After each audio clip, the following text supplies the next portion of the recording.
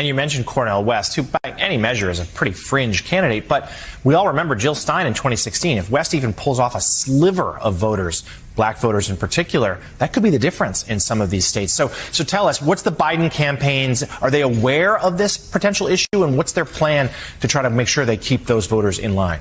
Certainly strategists have raised concerns about third-party candidates, not just Cornel West, but also this no-labels candidates that we're hearing about.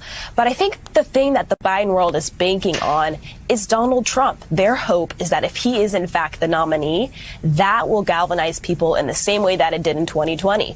There was voters who purely cast a vote against Donald Trump, and they're hoping that threats to democracy and him being on the ballot again will have the same effect that it did then. Yeah, that certainly is something in some ways that the White House is counting on. Dynamics would change if the Republicans ended up with a candidate that wasn't Donald Trump, but polls suggest there's not really any sign of that. You met segregation at all here? I've not met it. I think they must be pretty lucky, because I've been looking forward to get the segregation against me, but have not got it yet. It's an irony that the South African will get it and I wouldn't get it myself. Have any of you had any experiences with segregation here in this country? Well, I've just got something quite insignificant. You know, people get to know that I'm a foreigner, and so they treat me differently. When I came at first, I tried to get an American haircut, appeared in American clothes as best as possible and as much as possible, just for people to discriminate against me. And I've never had such an occasion. I've been trying to get it, but I mean, it seems as if I've been getting the best, actually. Our employment demands to Negroes. I would include Puerto Ricans and other minorities throughout our country, which have been similarly discriminated against, though not for so long a period of time as Negroes. Puerto Ricans weren't enslaved. Yeah, this is a problem that stems from slavery. And this compensation, yes, sir, this compensation is coming to people who were enslaved by the white man for 400 years. The Puerto Ricans don't even fit into this picture. Well, they do fit into it. No, the problem is the Negro problem. They're not lynching Puerto Ricans. If a dark-skinned Puerto Rican went down to Mississippi, he probably would be lynched too. Spanish, he wouldn't be lynched. No, they don't. It's the Negro here, and as long as he can speak Spanish or some other language, or if he ties his head up with a turban or something, he can go anywhere in Mississippi or in your home. Everybody slow down, okay? Because it isn't just about who was enslaved. It's about now what attaches to blackness as a consequence of enslavement. So I don't care where you come from in the world. America, blackness attaches to you as a form of stigma. Greg, the ADOS and the foundational black people going to be upset with you. All of you. I want all of the smoke. Because it's baby smoke, number one. And number two, I'm a descendant of those who was enslaved. And number three, bring your best in fact, bring them all. In the words of William Rakim Griffith, I take 7 MCs, put them in a line, and then find 7 more brothers who think they can run.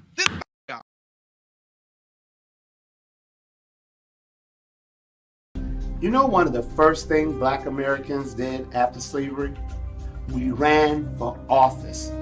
Our ancestors were poor and illiterate for the most part, and still they stood up for us. Nowadays, these black leaders stand up for everyone else but us. Listen, whether you're white, whether you're black, whatever, if you feel that these current politicians are not doing right by you, then you run for office and you become the politician who would do right by the people and for yourself as well. Black Americans, we have fought in every single war this nation has had. We have fought for this country, even when this country consistently fights against us. It is time for us to stand up and fight for ourselves. Republican, Democrats, neither one's done well for us. Let's replace every single last one of them. Let's run for office, or they're going to keep running us over. I am Greg Marcel Dixon, and I approve this message.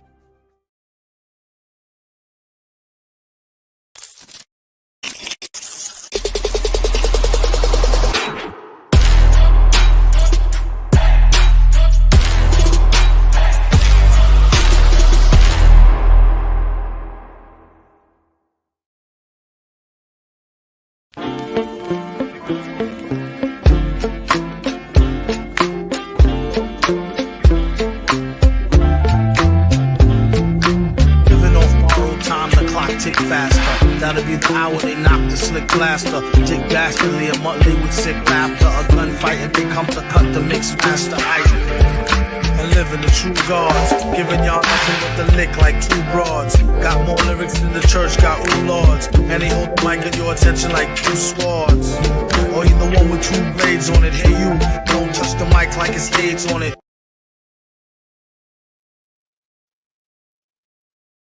All right. Let me get myself on the screen. Real quick. All right. Welcome once again to the beatzillapdx official show. And as you can see, this is the weekly wrap-up. And we are here once again on a Friday evening.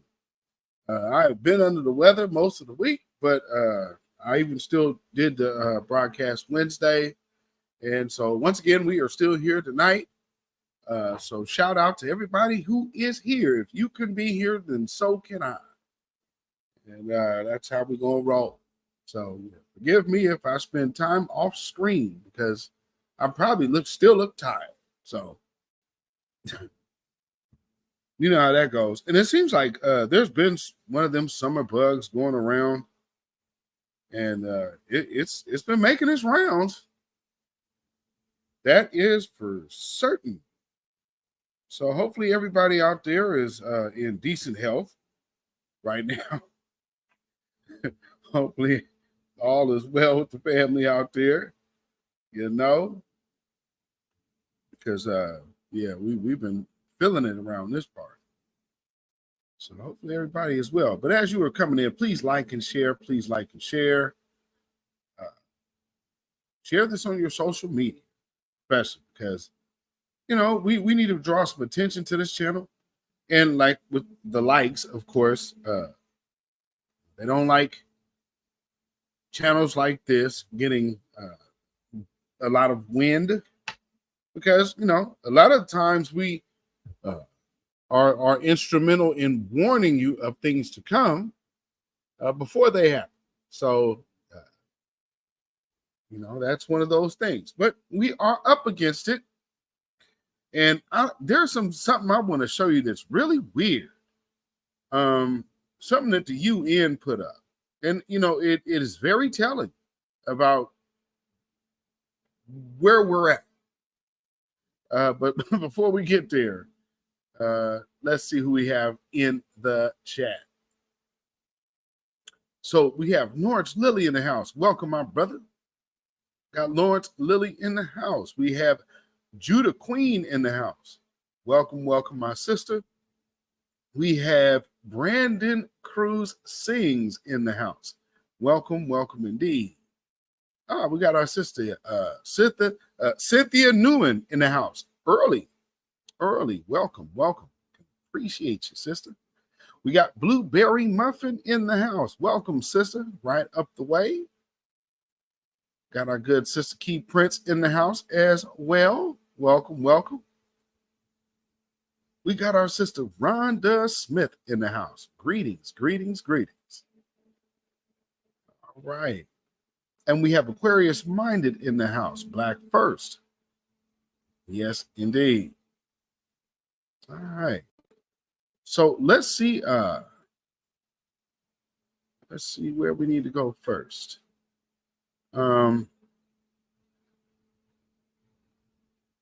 Yeah, I'll wait for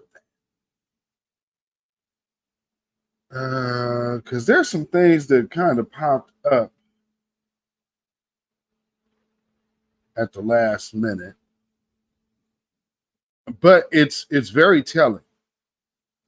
The root. So we're going to just get right into it. Because as y'all see, a change is coming. And a change is coming quick. But see, I wanted to start with going back. Because just think of what we're up against. And the different type of entities that we are facing. Well, one of those things that we have just recently witnessed is the death of affirmative action, or well, at least in college admission. However, it's really spiraling into so many different things.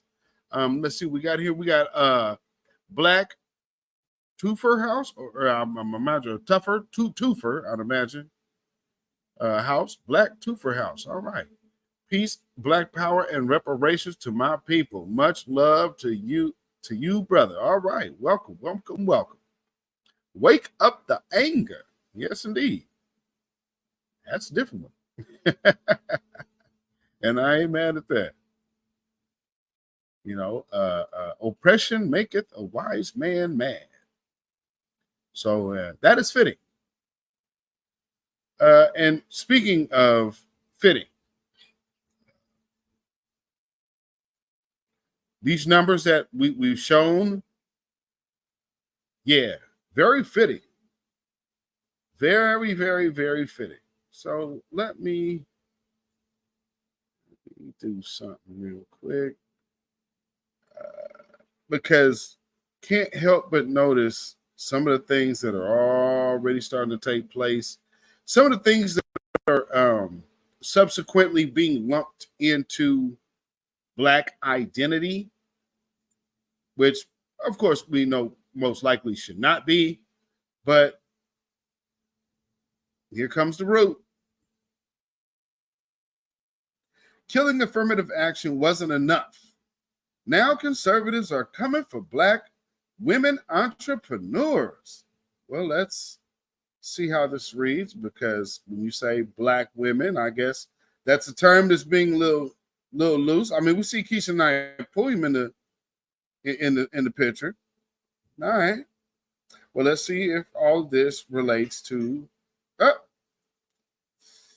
ahead. Clearly, making it harder for Black and Latinos to get into college wasn't far enough for the man behind the Supreme Court's affirmative action decision. Now he's coming after Black women with small businesses. All right. How did we get here? I just, I don't know. All right. I see my brother, Kid Gravity in the house. Kid Gravity Beyond in the house. What is going on, my brother? And we have our sister, Black Women Stand Up. Yes, indeed. Black first. All right. So on Wednesday, the nonprofit American Alliance for Equal Rights filed a lawsuit against the Atlanta-based venture capital fund that supports Black women and other minority-owned small businesses. The nonprofit was founded by none other than right-wing crusader Edward Blum, who has made it his mission to destroy affirmative action. The lawsuit filed against the Fearless Fund alleges the funds is quote, operating a racially discriminatory program, unquote, in violation of the Civil Rights Act. The Fearless Fund was founded by 3 Black women, executive Ayanna Parsons, actress Keisha Knight Pulliam, and entrepreneurial Arian Simone. Okay, so that's why they have them in the in this caption. Let's see. As their website notes, less than 2.2 of all venture capital funding goes towards women-founded businesses, and less than 1% of total funding goes towards the businesses founded by women of color. Yeah, man. When you start reading stuff like this, number one, it's always just notice how every other group is very, very, very specific. When it comes down to we're fighting for something for us, they always start talking really vague about the targeting of its alleged intention. You know what I'm saying? Yeah, just can't help but notice that. Let's see.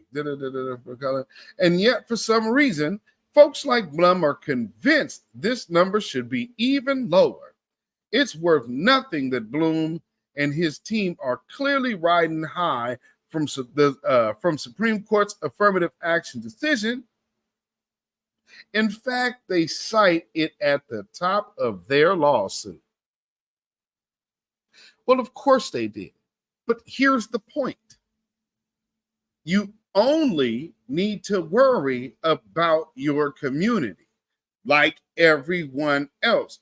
See, this is why everybody keeps getting shaken up, because you have invested yourself everywhere else but home.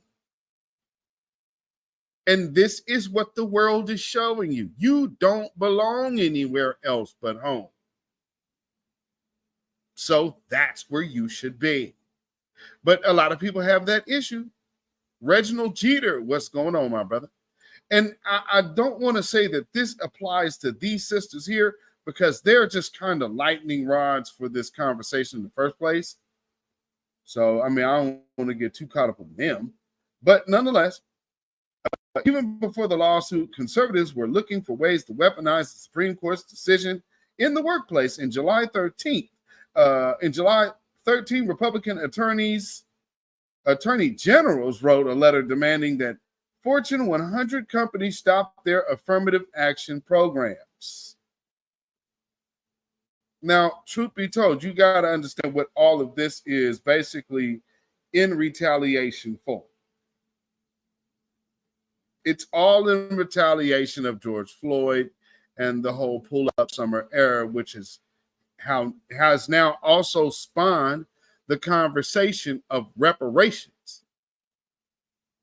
Or I can't say spawned it. It helped boost and amplify the conversation for reparations, because it literally brought the attention to the grassroots, while at the very same time sifting out all of the fake grassroots plants that had been smothering the true voices of the grassroots for all of these years, like Black Lives Matter and all of these other people attached to these outside agendas, which no longer have any relevance. And a lot of them are definitely feeling that. And so there will be collateral damage from that fallout. However, with that being said, that is not something that we really probably should concern ourselves with.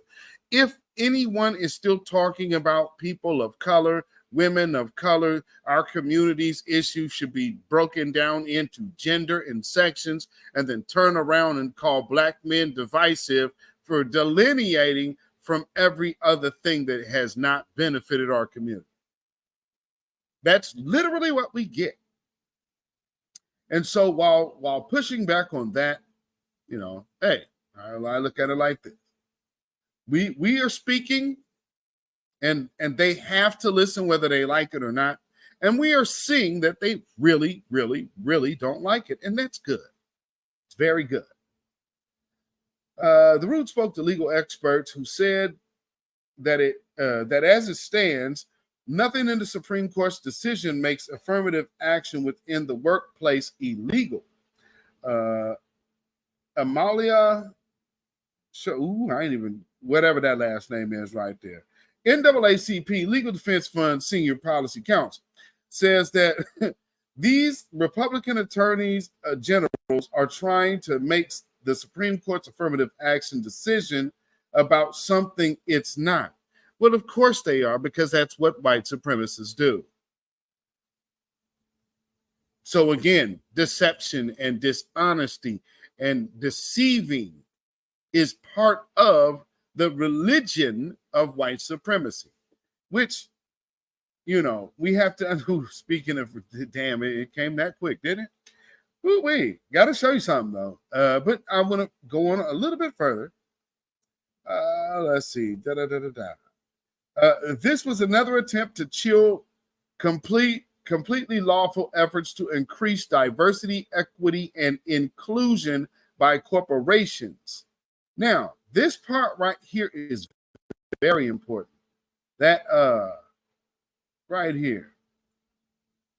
If you've noticed, there has been a lot of mass exiting from companies with the people who were hired in these particular positions. Has anybody noticed that? Anybody in the chat? Have y'all noticed that when it comes down to diversity, equity, and inclusion, there has been a mass exodus within like even Hollywood. Y'all see what I'm saying? Black Spider, welcome, welcome, welcome. You done became a member. Shout out to you, sister. Welcome to you. Thank you so much. Peace, power, blessings, and protection be up on you and yours. Thank you so much for becoming a member of this channel. Welcome, Black First Warrior. Welcome, our sister. And Blueberry Muffin said, NAACP leaders have to get out in front and make themselves relevant.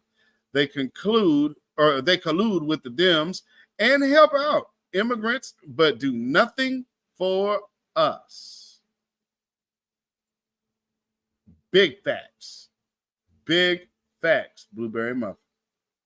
So again, looking at that diversity, equity, and inclusion, yeah, they've been taking a massive hit. So let's go on to say, by really trying to stretch the meaning of the decision in the Harvard and UNC case, and frankly, by also restating things that have always been true about discrimination law and employment. Well, again, this is the religion that we call white supremacy. And a lot of people do, well, I mean, you know, not everybody think like this. Well, you have enough who do. You understand what I'm saying? Let's see, get that there. Okay, come on that. So, like I said, you have enough to do. Yeah, I think you guys can still see what's going on here. However, they agreed that that this didn't make these arguments any less of a threat to diversity efforts in the office. Ooh, quote, this letter is a scare tactic, says University of New Mexico constitutional and employment law professor Vinay Harpalani. And unfortunately, it's a pretty good one. Although the Supreme Court's decision didn't touch on hiring practices, Harpalani,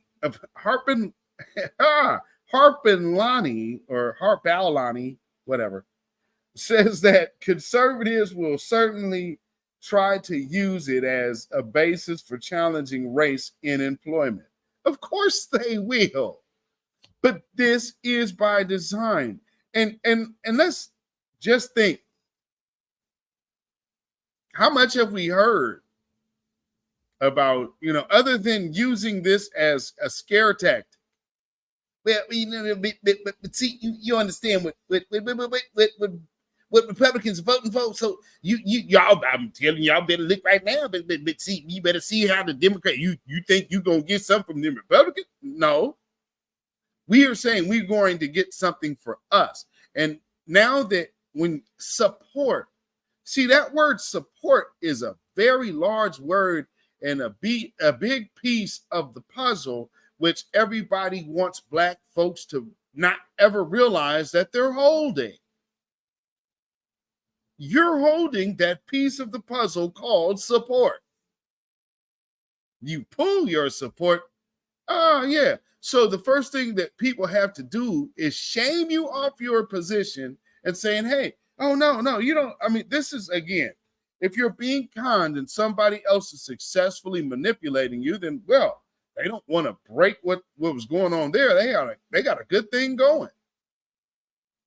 How many tyrant rulers have we had in history's existence that were just like that? Maybe this is the tyrants of all tyrants. Maybe this is where we came to. But I don't know. We'll get to there. Let's see.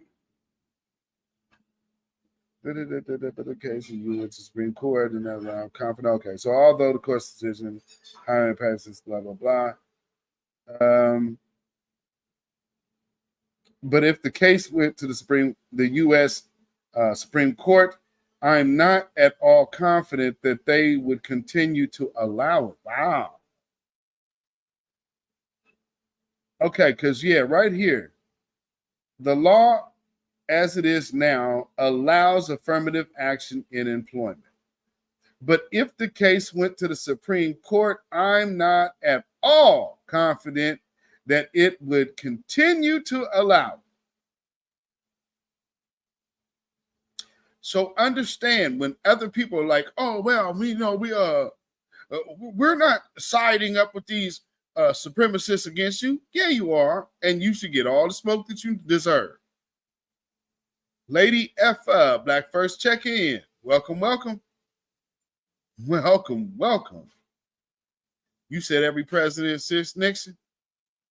Yeah, I saw this on somebody tweeted or tagged me in a tweet. And these posts came up. I was like, oh wow, this is very, very interesting. Very interesting. These Negroes, they're getting pretty uppity these days. And that's a problem for us, since they've got something now they've never had before. The political pull to back up their uppityness. They now we've got to do something about this. We've got to give them a little something, just enough to quiet them down, not enough to make a difference.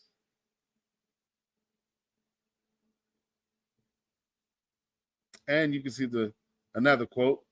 I'll have those voting Democratic for the next 200 years. And truth be told, that was a quote from him from signing the Civil Rights Act, where, when that one thing where a lot of people like to say, well, hey, what about LBJ? He signed in, he's the one that helped about it. No, he didn't. He didn't help. It was political business. So don't let anybody start gassing you and leading you to believe that there is a politician that is somehow just the strings of his heart has been just melted so much to, well, I gotta just look out for you Negroes. You better not believe it for a second, family. You understand me? And going from one devil to the next.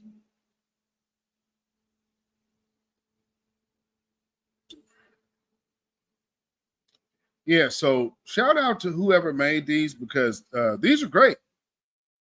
And these are definitely great quotes. And for those who don't really know, these are not fake quotes. Let me move that. Let me move that banner out your way. These are not fake quotes. You understand me? Let's just go through something real quick. To the top left. If my opponent wins, they're going to put y'all back in chains. Remember that? Unless we do something about this, my children are going to grow up in he said racial jungle, actually. And if you have a problem figuring out whether you're for me or Trump, then you ain't black. And I mean, I'm sure people, and you know what's so funny? I mean, you might get into a certain period of time going into this next election where people might actually try to convince you that didn't happen. Well, thanks to us over here at the beatzillapdx official show, you will never have to worry about this being fresh on your But I tell you, if you have a problem figuring out whether you're for me or Trump, then you ain't black.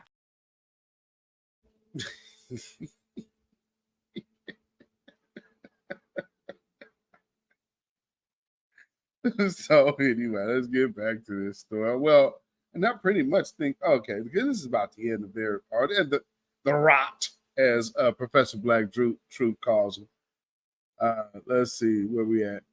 The immediate threat is that companies begin to back away from DEI programs. Now, that's where you need to start. See, all of this that they're doing, they showed you the 3 black women at the beginning, but this is really the issue that they're worried about being in jeopardy. Okay? This is really the big deal. It ain't black entrepreneurship.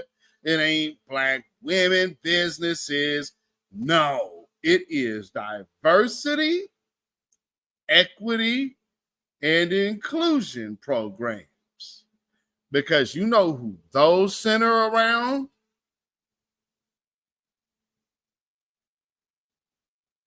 Where Blueberry Muffin at in the chat? Yeah, what are those DIE programs? Who those cater to? Blueberry Muffin. When you see that DIE, who is that? Is that inclusion of foundational Black Americans? Is that inclusionary of Black women? High places. Yeah, I know that's right. See, that's the thing. These are these are some folks that are playing. They're trying to play. Well, they are still playing the long game, even though the tactics are failing. You understand what I'm saying? And these tactics are failing hard. Let's see.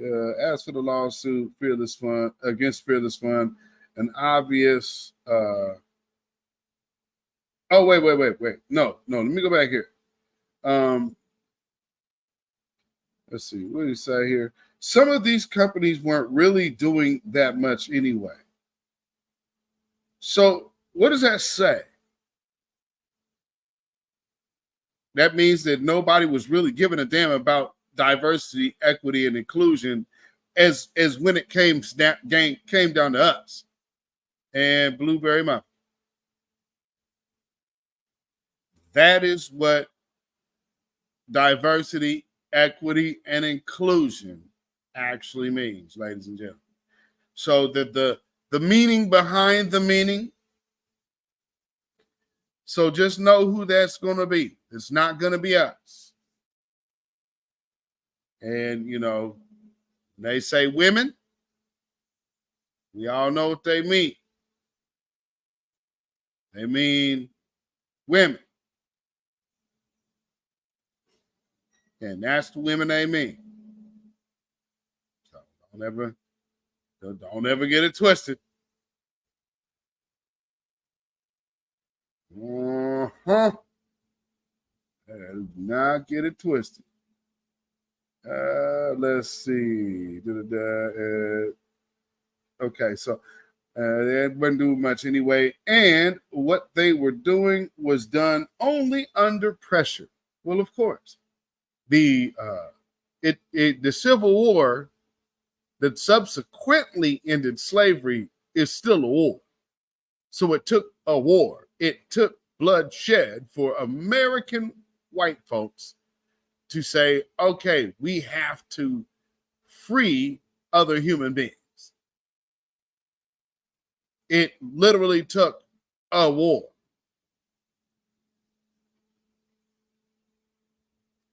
I mean, when you're examining moral compasses and all, just put that in perspective. It literally took a war on this soil. This could be an excuse for some companies that already didn't want to push the envelope. Didn't already want to push the envelope on diversity to start walking things back. Yeah, that is something that you guys might want to really concern yourselves with. I'm just saying. So when you start seeing stuff like that, just know it's not by accident. It is not by accident. And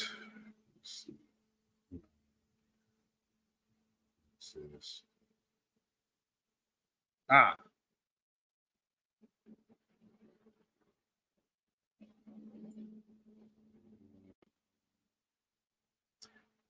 Now, let's take a walk down memory lane before I really, I'll set this video up. Let me do it this way.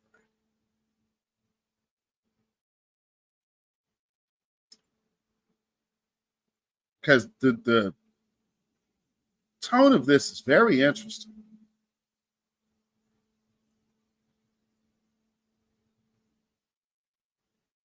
Okay, y'all can see this. The DC Caller. Voter groups funded by liberal mega donors launch pressure campaign for Meta to censor election info.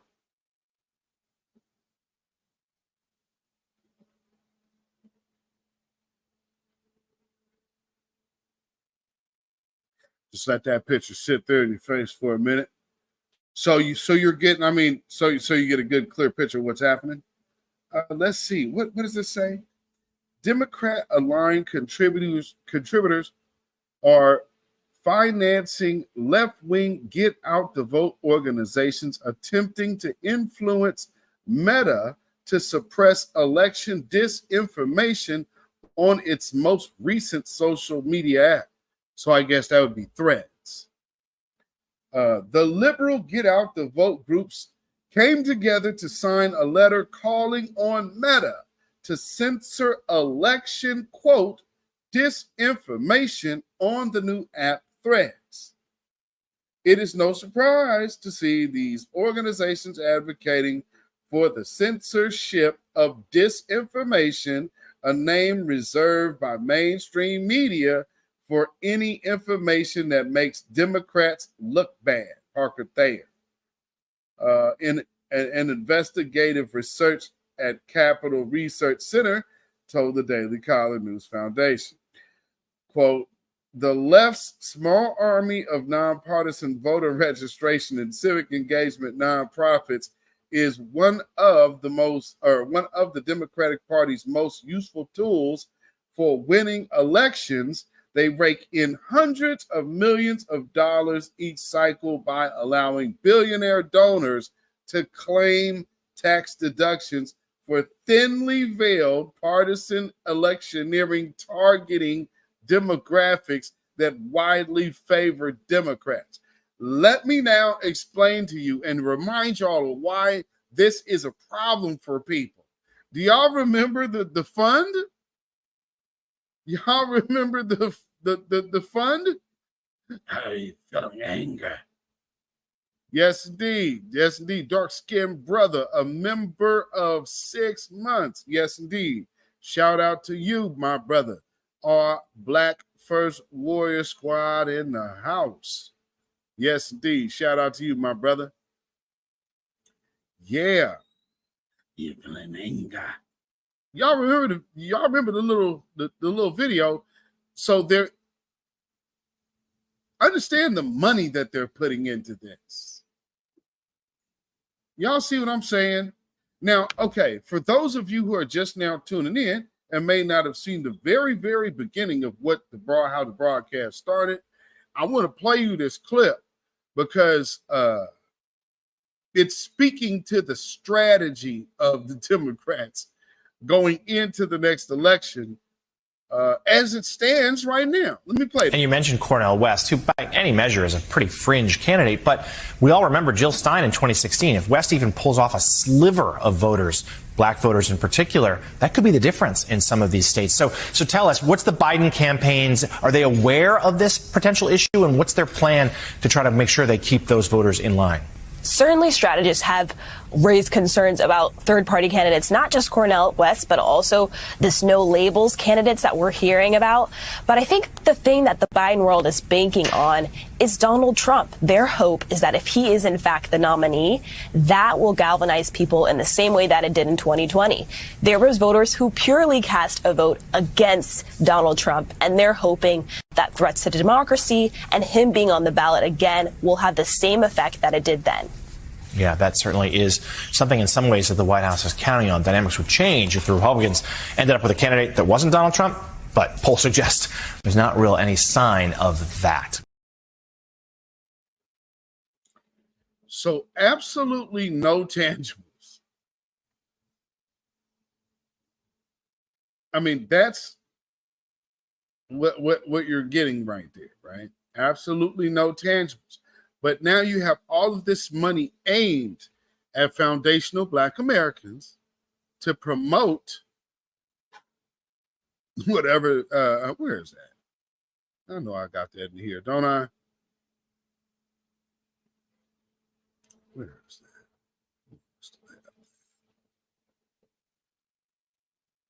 Are you feeling anger? Are you ready to go just one more mile? You wouldn't want to quit just now. I knew I still had it. Yeah, because again, there's a big campaign. And so when we talk about mega donors, remember, we've talked about mega donors on this show. On this broadcast here, we have always often told you about the woman that a lot of these MacArthur Foundation, the Nigerian woman that they put over there to start changing up the conversation of reparations. I played you that Greg Carr at the very beginning of this. And make no mistake, he is within the company of that jam woman as well. So, you know, why do you think he's doing and saying what he's saying? Well, also remember, family, a lot of this money went to this. It's not just you wondering where this is all going, wondering what we're going to do this week, this month, this year, wondering how much more anger, how much more disappointment you can take. I know you're tired. I am too. But what if I told you being tired was a good thing when you're a sleeping giant? And needing a moment to breathe is necessary when you breathe life into this country. What if I told you there was a win just on the other side of tomorrow? Would you give up then? What if I told you you were the heartbeat of this country? Always have been, always will be, the most powerful thing it never created. What would you do? How would you feel? Would you feel how much you are loved? Would you feel how much you are feared? Or would you realize you've faced more than this already, and you've won every time? What if I told you you are the culture, you are the voice, you are the engine that makes this all go? Will we even be here without you?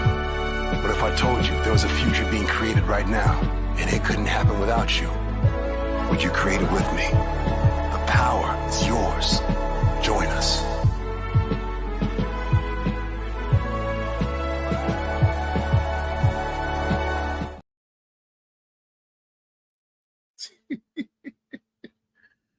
Anger. It's just a little bit I wanted to see. Let's see. Left-leaning get out the vote organizations, including vote.org, When We All Vote, and Represent Us, join forces signing a July letter to Meta demanding that the tech giant responsible for the social media platforms like Facebook and Instagram enforce the censorship of election disinformation on its recently launched platforms. Now, again, what are we calling election disinformation? Because what you're doing is preventing free speech before an election. Now, if you're saying we want to censor somebody that is disputing the results of an election, that's, I guess, that's even questionable to begin with as well. But to say you want to prevent a person's opinion or a person's side or a person's input or political view because it's not in line with the Democratic plantation mind state, well, that's it. We need to censor that. We need you to censor all of these black folks talking about, because again, don't think this is about anyone else. It is not. Why you think they have Michelle Obama up here of all people? Dark-skinned brother, thank you for the super chat. Peace, power, blessings, and protection be up on you and yours, my brother. He says, we know we are at the heart of this wicked place, and hell no, it's a new day. Cut the checks. Facts. And, you know, yeah, look at, let me get this back on the screen. Change my thing here. Let me stop. See how that looks. All right. Okay, blah, blah, blah, blah. Disinformation on this platform. Okay. The letter calls on Meta to release a full, transparent sharing of information around and any and all proposed or in place policies related to election integrity. What the hell does that mean? Because again, what you're trying to do is trying to do something prior to the election? But what you're literally talking about would be post-election. So this is a different kind of censorship under a very wicked guise. Disinformation, voting, and elections. You don't stop. These organizations work to increase voter turnout by targeting demographics that disproportionately vote for Democrats. Nonprofit experts told the Daily Caller's News Foundation. The group states that they are nonpartisan, but their funding and efforts tend to be left wing. Does anybody remember we just did that broadcast? We just did that broadcast like a couple weeks ago. So here we are again. I mean, imagine that. Just that quick. Just that quick. Blueberry Muffin with the super chat. Shout out to you. Peace, power, blessings, and protection be up on you and yours, my sister. Thank you so much. Say Jim Crow Joe and Camel Toe gotta go in 24. No reparations, no vote. Yes, indeed. Yes, indeed. Shout out to you, my sister. Yes, indeed.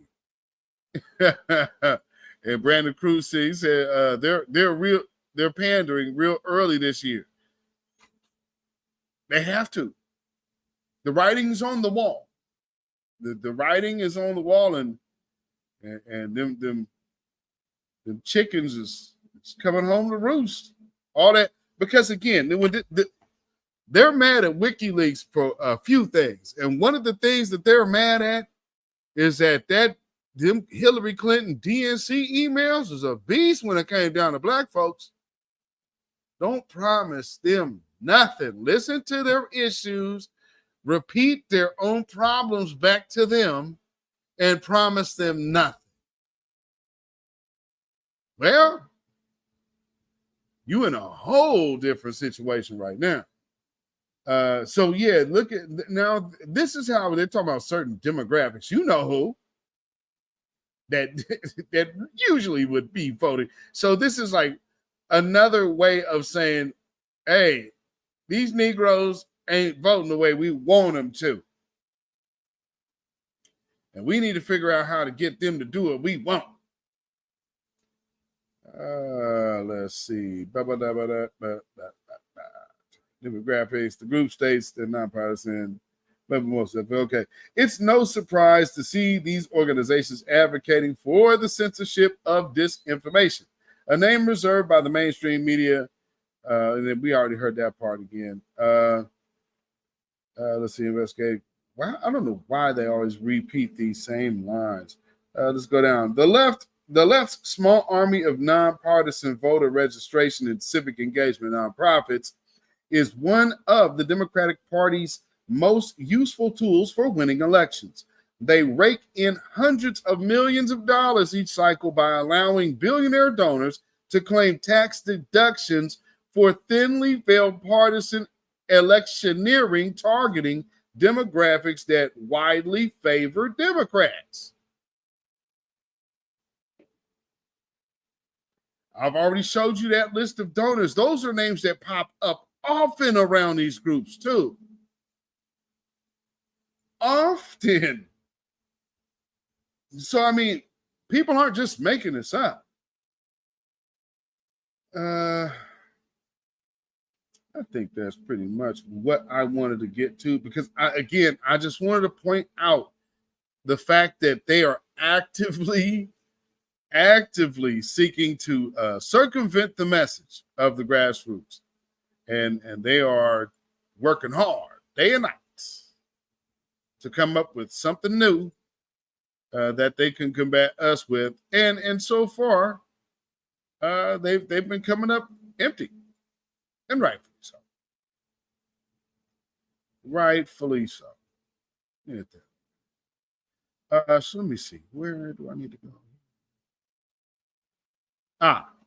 So again, like I'm saying, look at what they're doing, and now they have a black face on it. But I don't want you to get confused with the agenda that it's coming from. And so with that being said, I want to play this 2-minute clip. And I just need you to comprehend the time frame and the time into which this next clip was actually made, but how much of that is relevant right now to what we're now seeing black faces try to initiate against our justice claims. Check this out. All we say to America is be true to what you said on paper.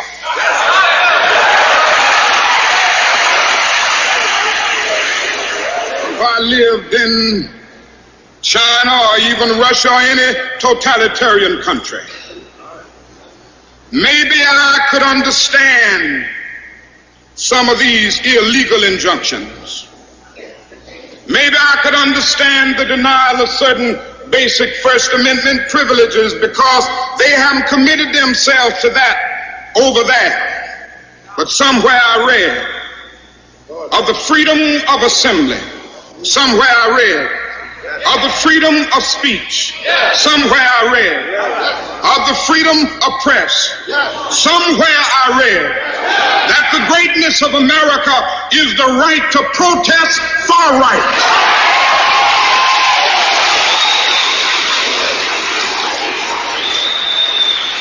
And so just as I say we aren't going to let any dogs or water hoses turn us around, we aren't going to let any injunction turn us around.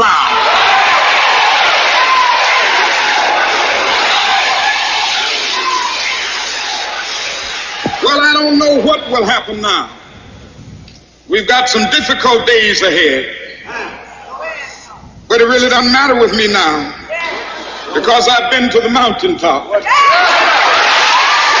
don't mind. Like anybody, I would like to live a long life. Longevity has its place. But I'm not concerned about that now. I just want to do God's will.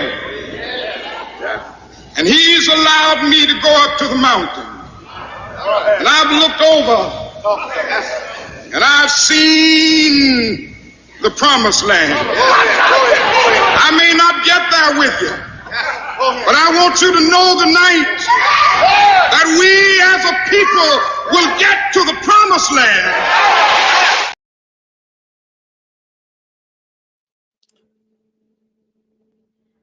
Now, just even understanding, that clearly our brother and icon Martin Luther King has been gone for some time, but he was clearly talking to one group, right? Clearly, just one group. family, I came across a story.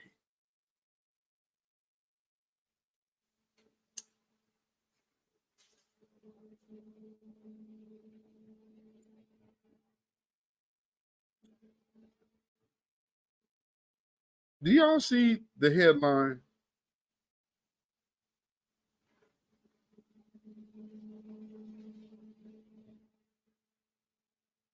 Somehow, these folks have decided to insert themselves, like return to the whites only luncheonettes of the 1960s South.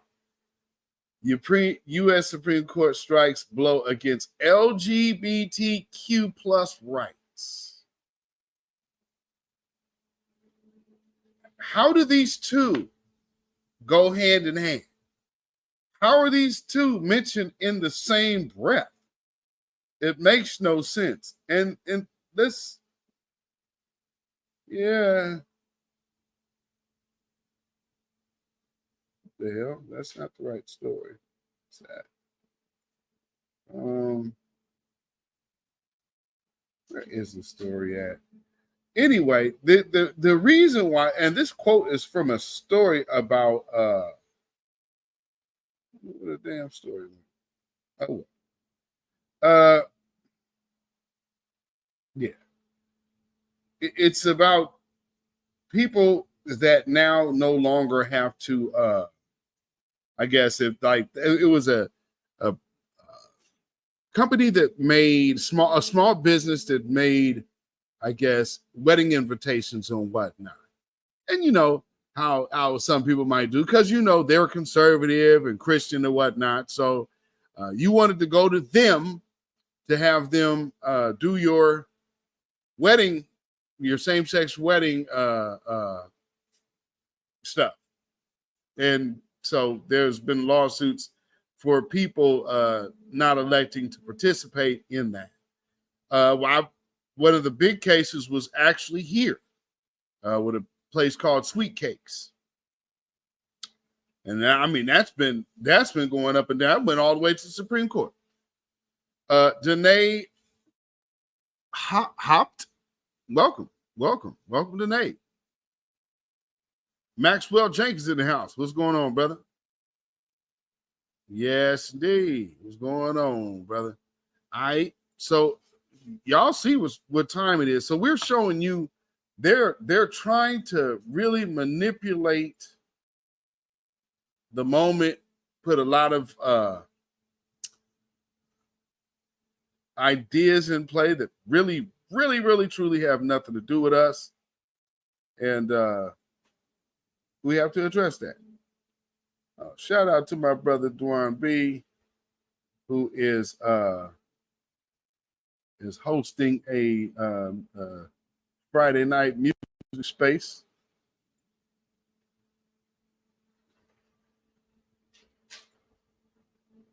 Yes, indeed. And I see that. Where is that at? Let me get to my Twitter here.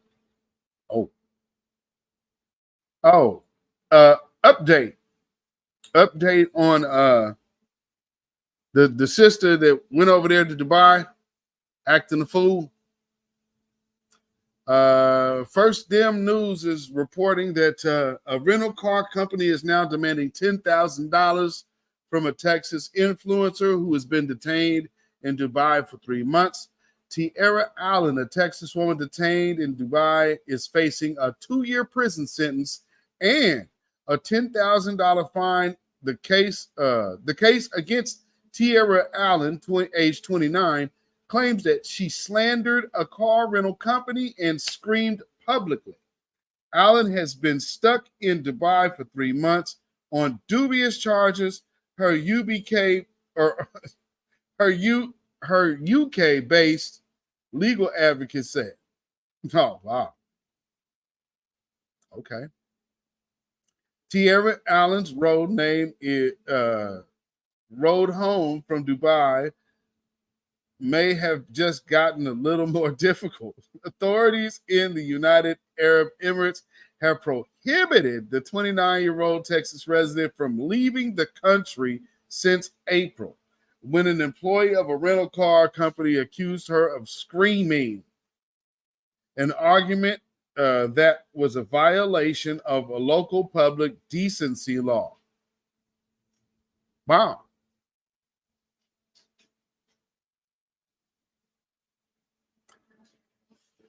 Say what, Rhonda Smith?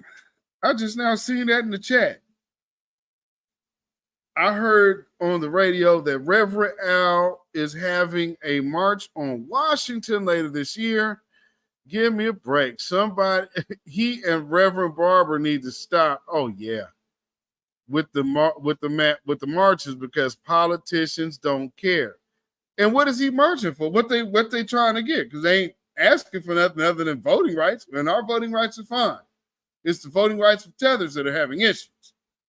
So I don't know what you would want us to do. But nonetheless, okay, that's not really the story I needed, but felt that I would give you that breaking news since we actually did report on that before.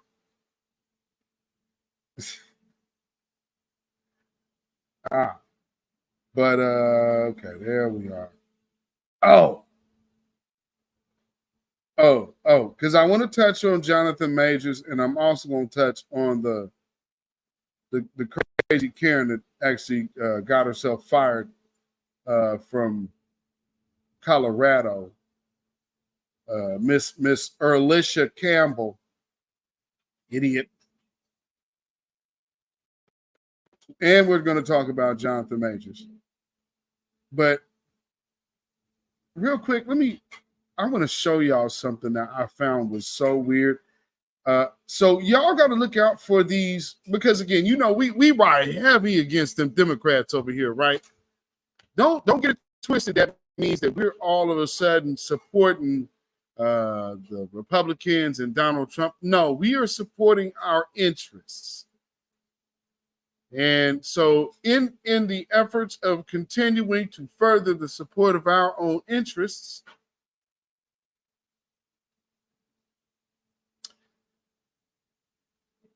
where did my screen go? Where did it go? Hold on, I'm going to share my screen. Wait a minute, get on back.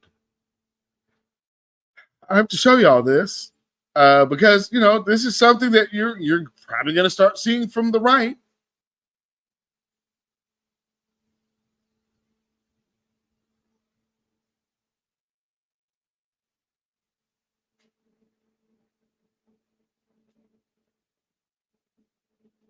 Yeah.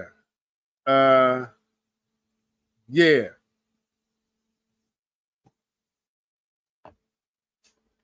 White supremacist is transformed by the military, and his new bestie is black.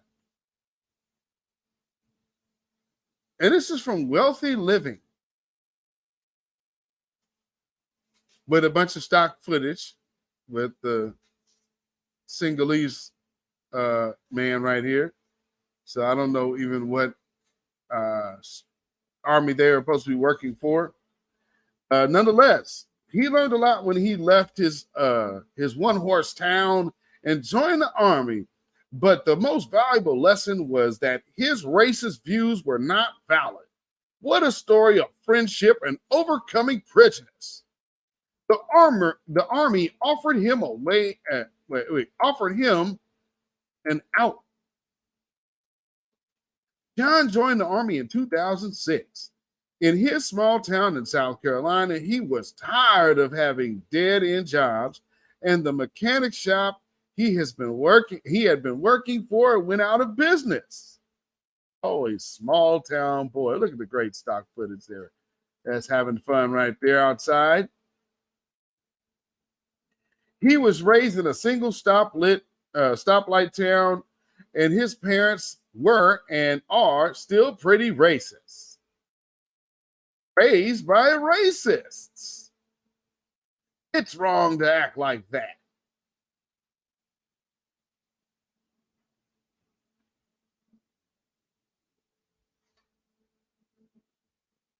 He grew up thinking of black people as inferior, being taught that being white was the perfect race. This was his upbringing, and one could say he was a product of his environment. He knew his viewpoints were unacceptable. John joined the Army and as a 91B and went through basic training. He knew that being racist wasn't acceptable in the Army. Say what now? So he kept his thoughts to himself. After training, he was assigned. After completing basic training, he proceeded to advanced individual training, AIT. When he arrived at his first unit, they were assigned to live in barracks with 2 soldiers per room. Black roommate. Come here, my brother. We are roommates here. Yes, my brother.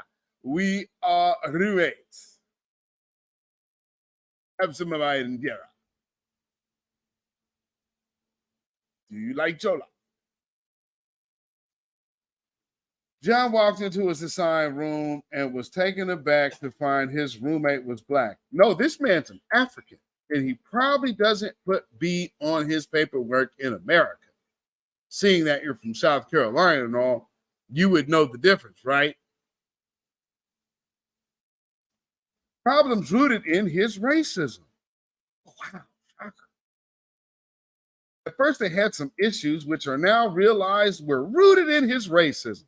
Whoa!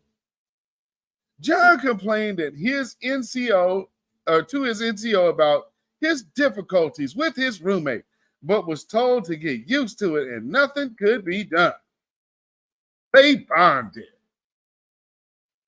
Over the next week, however, John and his roommate Derek started to get along. He was a cool guy.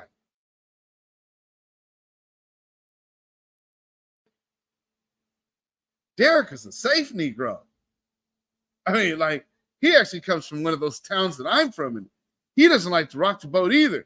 And he thinks that, welfare should just be abolished and stuff.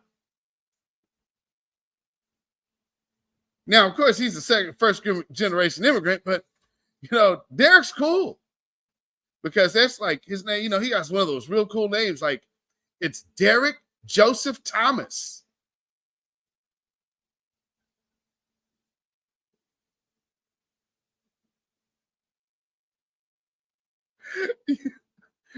So I'll tell you all the way. Y'all want to know if a person background is Caribbean? If all of their names is first names.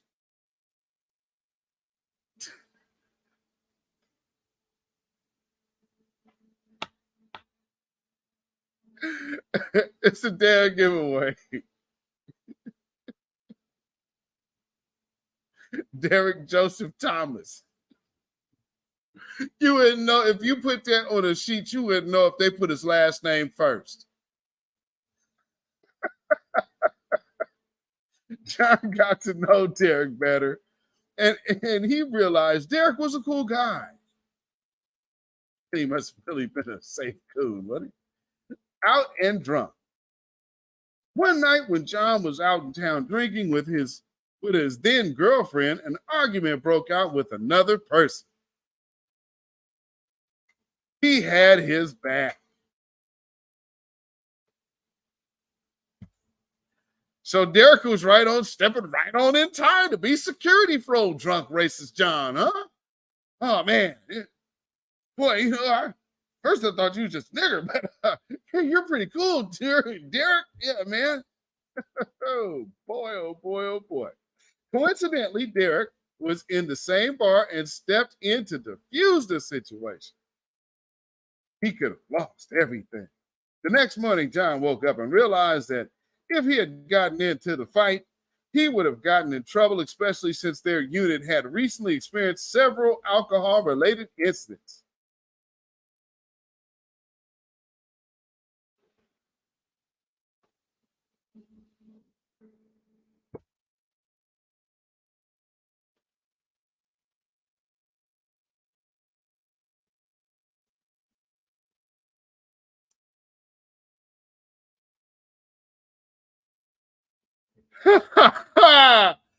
Oh, I'm so done.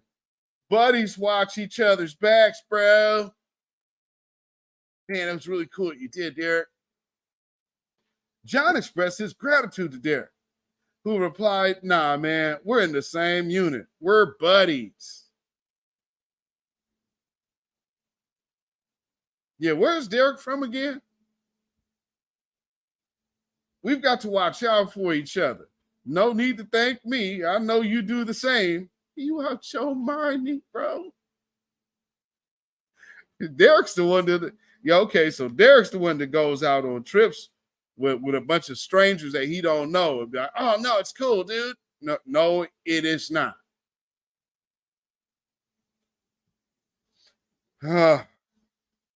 Hanging out. Oh, and number one, first off, why was this black man putting his trust in a devout racist that he don't know? Anybody want to take a stab at that one? What is he talking about? What? From that point on, John and Derek got along even better and started hanging out together. But that's two white men.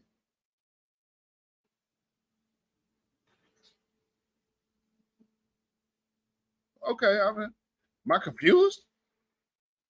So hanging out. So is this how John now started to see Derek?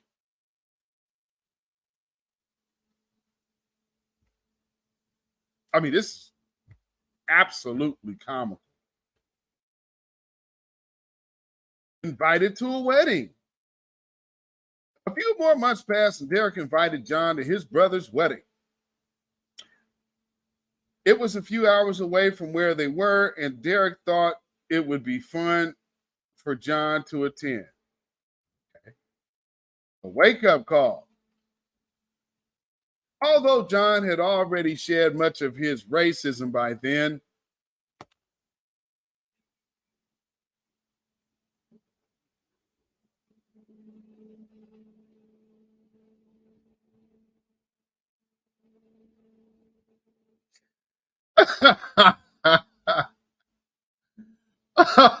oh, wow. So his one black friend just made him shed all of his racism. His deep-seated white supremacist views was just gone. Because of this one buddy. And the army didn't change him. The army put him in a position to hold his tongue. That's not changing somebody's views. So this line right there is an absolute crock of crap. Which, I mean, I totally believe this story is completely fabricated. It has to be fake. This is fabricated. It's not real. Although John had already shed much of his racism by then. Get the hell out of here. Absolutely insane. Oh, man. Dark-skinned brother, thanks again for the super chat. Peace, power, blessings, and protection be up on you and yours, my brother. Bring it out, my warrior brother. We got next. Big facts, big facts. Man, this is insane, family. When I saw this, I'm like, whoa, what? Y'all can't be serious. So, had he never been surrounded, he had never been surrounded by this many Hispanic and black people simultaneously.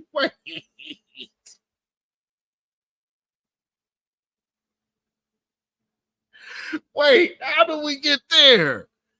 So now it's black and Hispanic. So they thought this couldn't even be about being anti-black. Now it's like, oh man, it's racism, and man, he never been around this many Hispanic and black people before. What wedding have you been to that had so many black and Hispanic people? Unless you live, for all of you people outside of New York and Miami, y'all don't really count. But I mean, really? I mean, because I wouldn't even say in Texas. And Texas full of Mexicans. Ooh-wee. Interracial marriage. Initially, he felt nervous as it was a first for him. Just a year before, he would never believe that interracial marriages was wrong. But here he is, feeling at home. Best part. The wedding is one of the best part. Well, wait. Interracial marriages. Well, then, wait, did I miss something here? I've never been around this many Hispanic and Black people before simultaneously.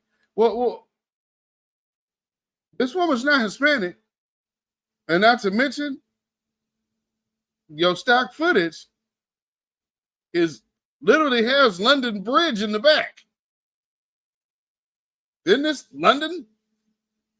Am I missing something? This is the UK. Whew, boy, you was really trying to tell a story. I guess you just like, oh man, I'm gonna try my hand at fiction. Initially felt this was no, but the best party. Woo! Yay! The wedding was one of the best parties John had ever attended. The food was great. The drinks were flowing and everyone was having a good time.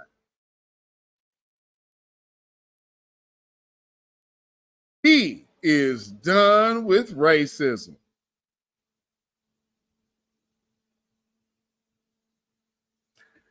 Did you guys enjoy your story about John? Oh, Lord. How much more is this? This can't be too much more. Oh, well, yeah, that's enough. But the pictures are just killing me.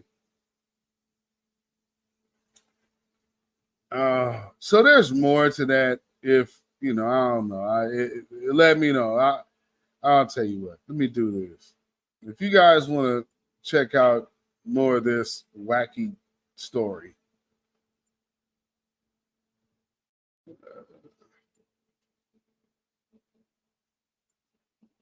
paste that link in the chat, and there, you guys can enjoy your leisure.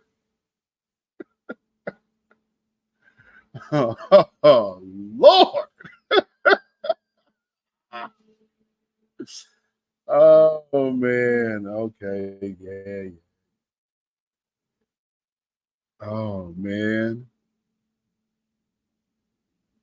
Oh. So, I guess before we hit Jonathan Majors,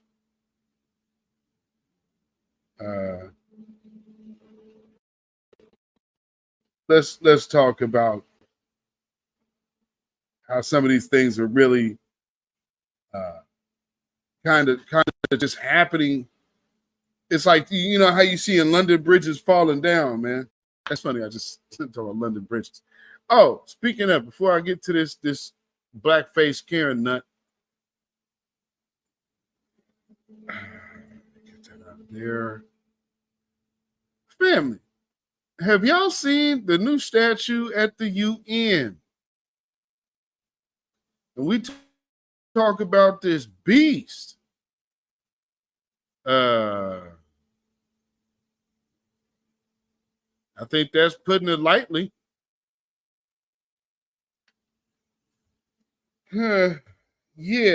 So that and if you hadn't known, another one of the statues that has been in front of the UN has been a Spartan, I believe, or a Spartan of sorts, driving a spear through the chest of what appears to be a two-headed dragon.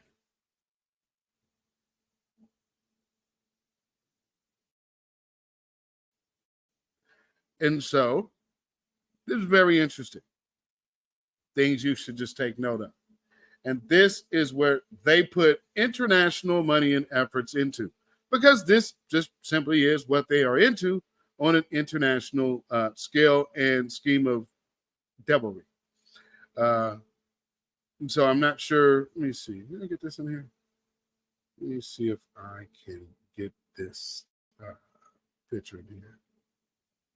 Okay, yeah. Let me show y'all something here. Because people think, hey, believe what you will. I mean, not that you need to be religious, but you might want to just really, truly know what the people you are dealing with actually believe.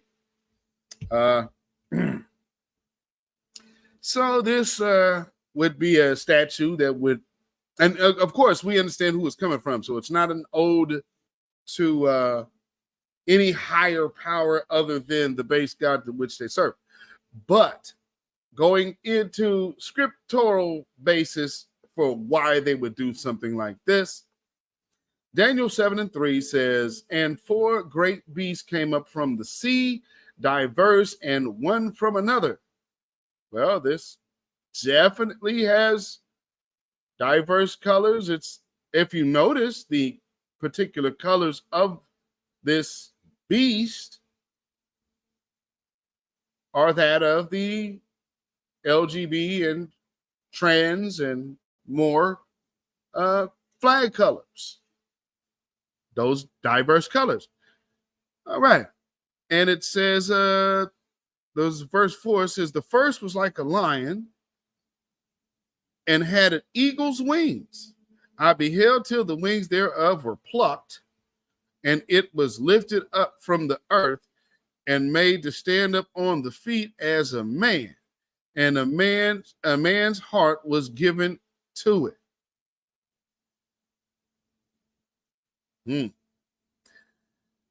And let's see, let's go even Revelations. Like I said, y'all, not that y'all might have to believe in it, but I'm just telling you, this is what they are into. So you might want to know what they are into. So believe whichever you need to.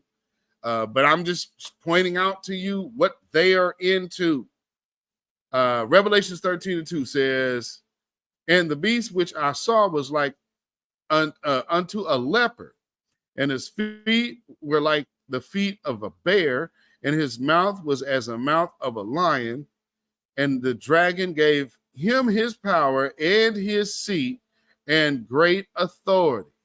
And it was given unto him to make war with the saints and to overcome them. And power was given him over all kindreds and tongues and nations.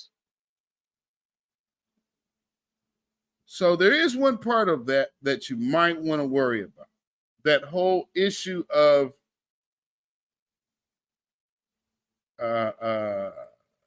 he was given and it was given unto him to make war with the saints. Well, we clearly could identify ourselves as the righteous in this scenario. So, just like I said, something to keep in mind, because you might want to know what they are into. You don't have to believe what we into or whatever, but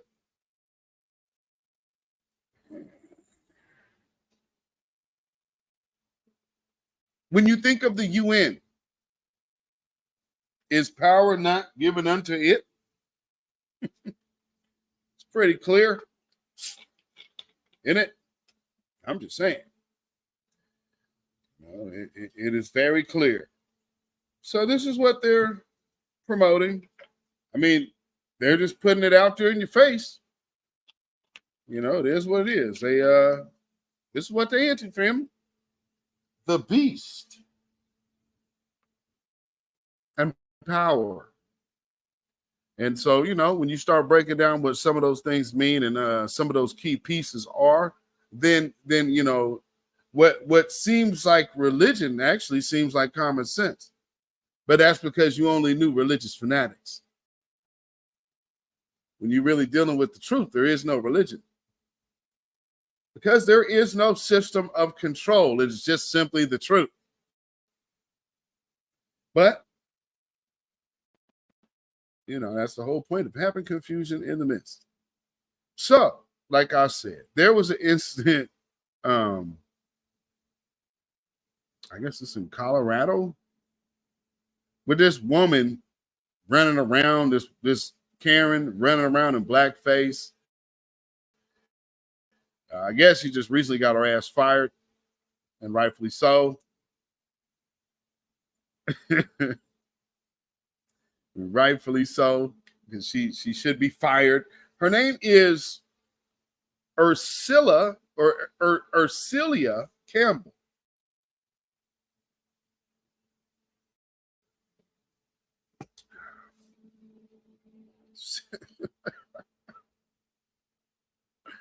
Oh wow. Okay, come on now. Let's get these in here. So let me see.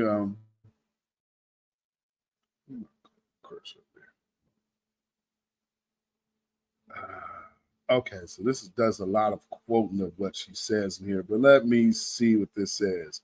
Colorado woman in blackface terrorizes Target. Starbucks with unhinged rants. I'll say the former Colorado postal worker in blackface was captured on video terrorizing a Target and Starbucks with unhinged rants about whiteface and politics. Ursilia Campbell walked into an Aurora Target store with her face smeared with dark makeup earlier this week. Mind you, it was the first full moon of this year, or this month. Lester Holt did whiteface, and nobody said she. Nobody said she. Really? Lester Holt did whiteface. Whatever.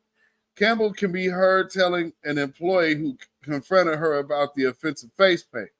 NBC journalist Holt, who is black, dressed up as a British singer, Susan Boyle, for an episode of Today's Show over 10 years ago.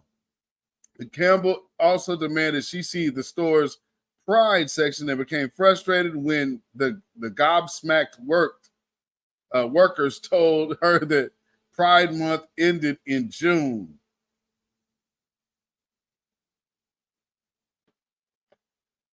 Okay.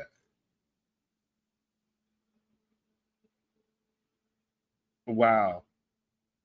So this is one of those attention whoring Trumpsters. But anyway, let's I believe these are two different videos. I think one is her response. We'll see. So here's the first video of this nut. Check this out. Worry. You're a horrible person. You're a horrible person. You're literally doing blackface. Yeah. Me later. In the middle of the store. Lester Holt did whiteface. Nobody said shit. Where's your pride section? I need to know. We're past. Oh, I thought they were celebrating this and they took our flag forever. No, I was wrong. My bad. I don't shop at Target. I just take pictures. Join me. Post it on my Facebook, please. My Facebook friends love it. That's the craziest thing I've ever seen in my whole life. I'm looking for a job today. I'm at Starbucks. I never treat myself to Starbucks since the post office got rid of me. I barely treated myself to Starbucks when I was working there. I couldn't afford it. Trump is coming. I'm showing my titties. I have somebody across from me that's showing his too. I'll post his picture later. It's hilarious. You guys have got to see this. Anyway, wish me luck. I'm going to the post office for a job. They will never recognize my picture now. They could put me on the FBI wanted list. Have a good day. I'm going to have me a Nakai refresher. Okay, if you want if you want what this stuff is, and if you've never had it, you got to come down to Starbucks. I'm off of Mississippi and 225. Okay, stay tuned. It's going to be candid camera, lights, camera, action today. They'll never recognize me. Have a good day.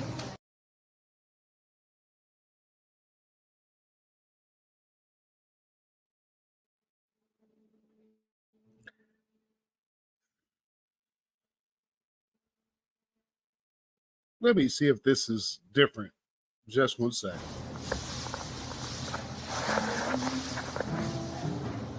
Hey, Facebook. I'm looking for a job today. I'm at Starbucks. I never treat myself to Starbucks since the post office got rid of me. I barely treated myself to Starbucks when I was working there. I couldn't afford it. Trump is coming. I'm showing my titties. I have somebody across from me that's showing his too. I'll post his picture later. It's hilarious. You guys have got to see this. Anyway, wish me luck. I'm going to the post office for a job. They will never recognize my picture now. They could put me on the FBI wanted list. Have a good day. I'm going to have me a Nakai refresher. Okay, if you want if you want what this stuff is, and if you've never had it, you got to come down to Starbucks. I'm off of Mississippi. Well, we see where she is. Okay, so another Karen losing it. Not sure how old this woman is either, but she's one of the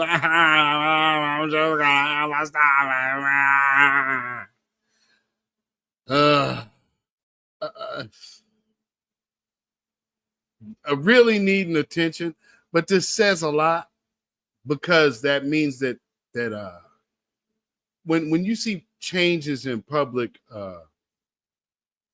I guess even where attention goes.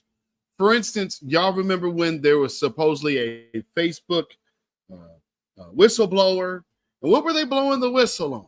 They were complaining about Instagram and the body image that was being promoted on Instagram. And I'm like, wait a minute. Oh, you mean the black women? And it'll make little girls feel inferior and blah, blah, blah. Oh, no. So I think way too many people overlooked what that was really about. I did definitely try to bring it to folks' attention. Please believe it. But it's just one of them things. Phantom Beats. She really out there looking for a job now. It's like they got rid of you from the post office. So obviously you were already a problem. You were already a problem, lady. So to even be out here like, I never was, you couldn't afford to treat yourself to Starbucks when you worked for the post office? That sounds right. Yeah, I don't think so. Let's see. So, moving along to the last story that I have this evening.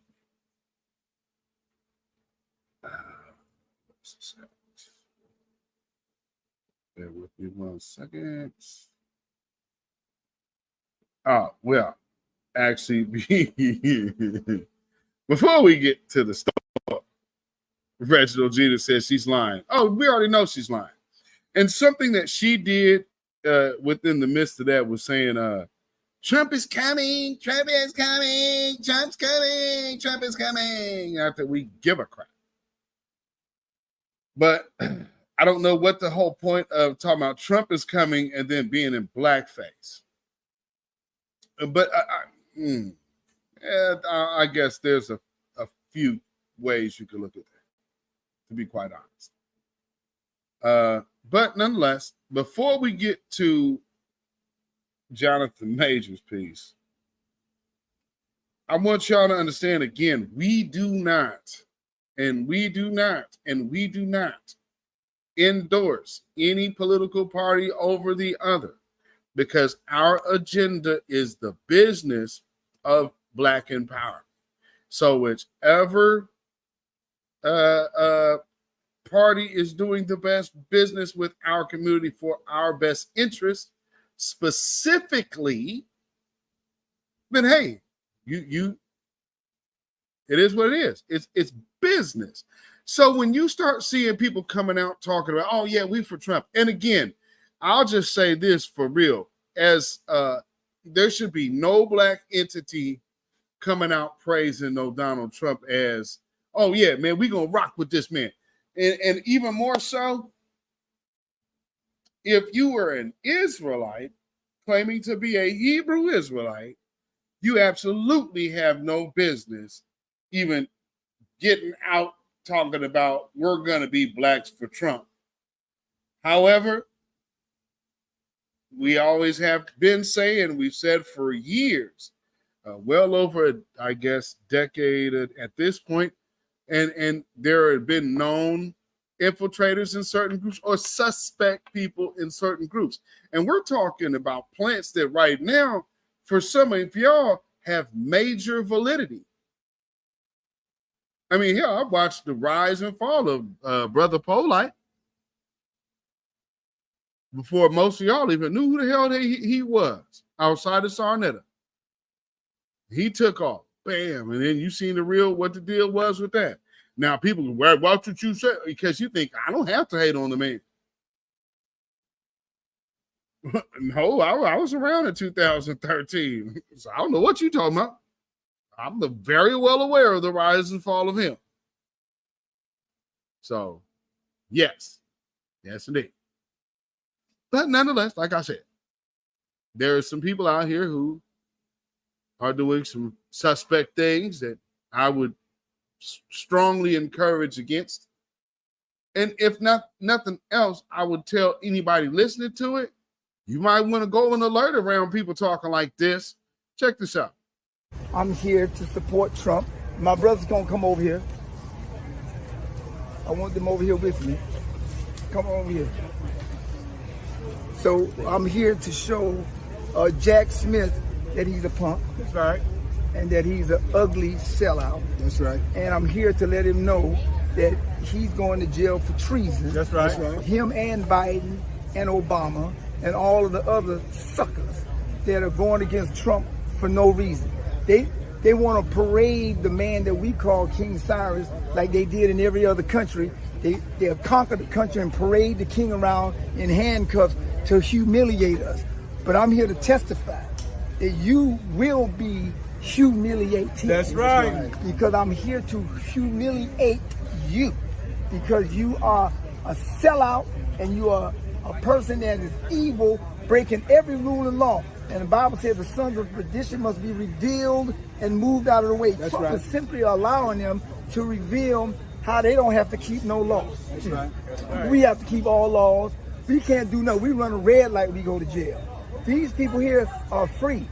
I mean, Hunter Biden, look at this little punk. This dude is free to snort coke on camera, get guns, break every rule and law, don't pay taxes. They don't even want to put him in jail. But if I did it, you're going to jail for 9,216 years. That's right. That's unfair. Because you know what that is? Exodus 12:49, the Bible said there shall be one law for all. That's right. As does the 14th Amendment. So I'm here to make sure, give me my rights, give me liberty, or give you death. That's right. And that's what it is. We're not playing with y'all. You understand? We real black men. All these people out here that call themselves the press that's ignoring us, that's because they're East Indian Arabs and Pakistanis.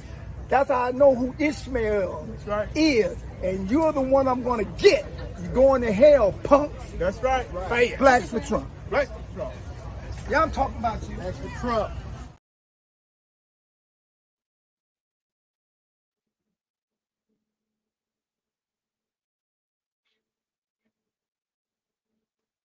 Rhonda Smith said he used a whole jar of Ampro gel on his hair.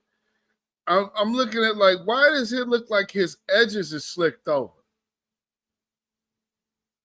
Y'all notice that?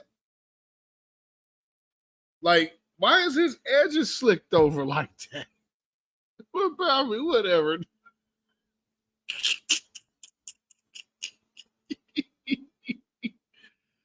Oh man, oh man, oh man. Oh, who we call King Cyrus. I'm sorry, my man. No. We real black men, not you. You East Indian. Okay, well, I mean, and again, as an Israelite, I completely know that you should be well versed in the origin of these different groups. So also, again, it's kind of raises my antenna of some of the things being said there. And again, there was a time where people thought that they was really finna pop off being an Israelite too. Don't get it twisted. They thought that, oh yeah, I was. So just like how people think, oh yeah, I'm gonna start talking about reparations and I'm gonna get loud here and get on Twitter and blah, blah, blah. I'm gonna get famous tomorrow. It was first with the whole Israelite movement. Well, not first. I mean, I would just say one of the last waves of things that people thought they could get popular from. They was all gung-ho, joined it, realized that it was a marathon and not a sprint, and hop right on out the car to go do something else. So again, you know, this is nothing new, but watching people come around to do performative pandering, because that's kind of what that is. That's performative pandering, like that's art. Yeah, because you a punk.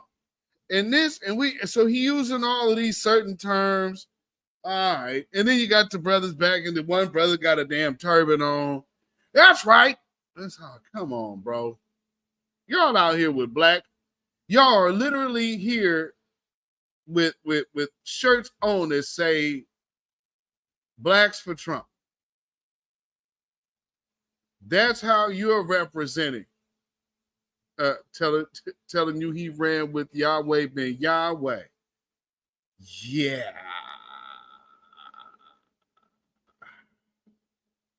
I don't know how many of y'all remember who that is, but Yahweh.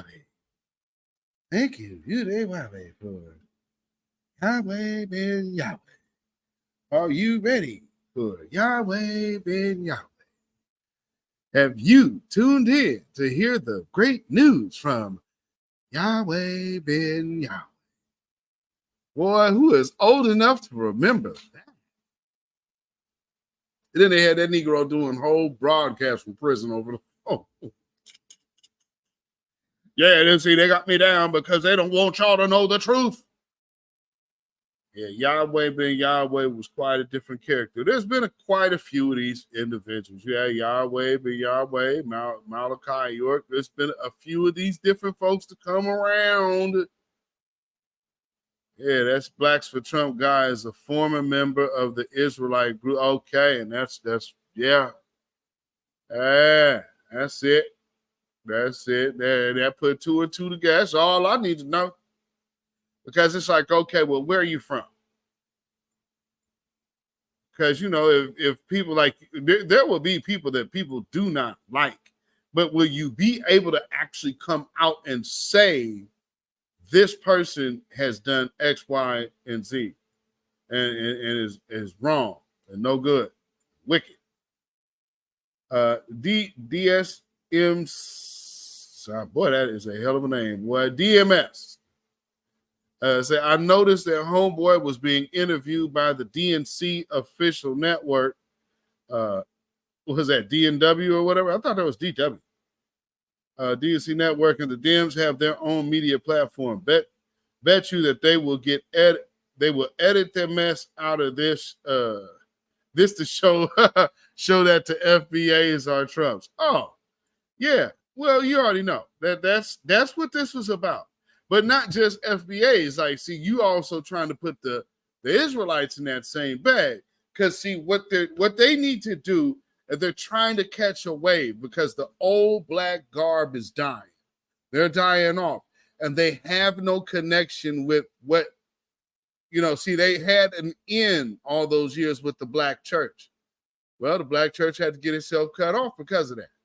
So which means the black church has zero connection to the community at this point, other than just being related to it. But there would be nobody of the grassroots talking to no church Negro because you already know they gone. So no one's going to open that door for that. But just make sure you pay attention to people showing up like that. You understand what I'm saying? because there's plenty of them that done got this money. I keep telling y'all this. They spreading that money around, family. And when I told you with the story with Michelle Obama, they're still referring to the same people that I played the commercial. That whole thing, that is what that is about, family. So y'all better understand the type of big money they are putting to work to combat the efforts of the grassroots. Crazy, isn't it? But it's very true. So, just know that.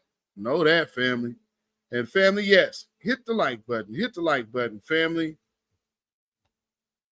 Keep Princess, she remember that guy. We got to watch out for these folks. And what about the people like that showed up at the rally or whatnot? Doing the most out there. Well, we not fitting to be repaired because, see, reparations means the form of repair. Brother, that is the wrong conversation for the wrong place, because reparations is a cash payment. A cash payment does not immediately do away with hundreds of years of DNA scarring. So, of course, you would need a massive miracle and time, or either time and healing, or a super miracle to just change that. I mean, literally, you would have to literally be changed in a twinkling of an eye. But who's to say how that will happen? But nonetheless, there's just a lot of things to pay attention to, and they're showing you where the money is going. You got Suki. Okay, remember I told y'all about Mano? Told y'all to watch out for Mano. Have y'all been noticing they've been slipping him into these certain panels? Keep an eye out for Mano. Just know when you see Mano pop up, there's a political agenda afoot. They're trying to use him. And I'm not sure what that brother background is. I'm assuming he must be some kind of Panamanian or Dominican or something like that, because I don't know no FBAs look like that. And that's cool. I mean, if he is, cool. But if not, then we definitely do not need him speaking for the foundational Black American agenda. His agenda needs to be for his people, if that's the case. And I know they like to use our art form and say music is this and hip hop is it. No, it's a Black art form, and Black folks are the heartbeat of America because we created it. So there can't be any other heartbeat other than the origin of what makes this place thrive to begin with. You guys come over here talking like absolute clowns, while even the biology of your lies don't make sense to yourself. You will still come over here and bring them to us nonetheless. Like we should listen to you over our own exampled greatness. Hell no. So with that being said, guess people having to take some more on the chin, ain't they? Rightfully so. Rightfully so. They say every dog has its day.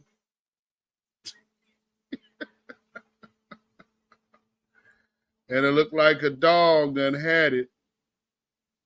So, okay, for people who have not been paying attention to this story, you might not have known that this is still going on, and they have not dropped the charges against Jonathan Majors.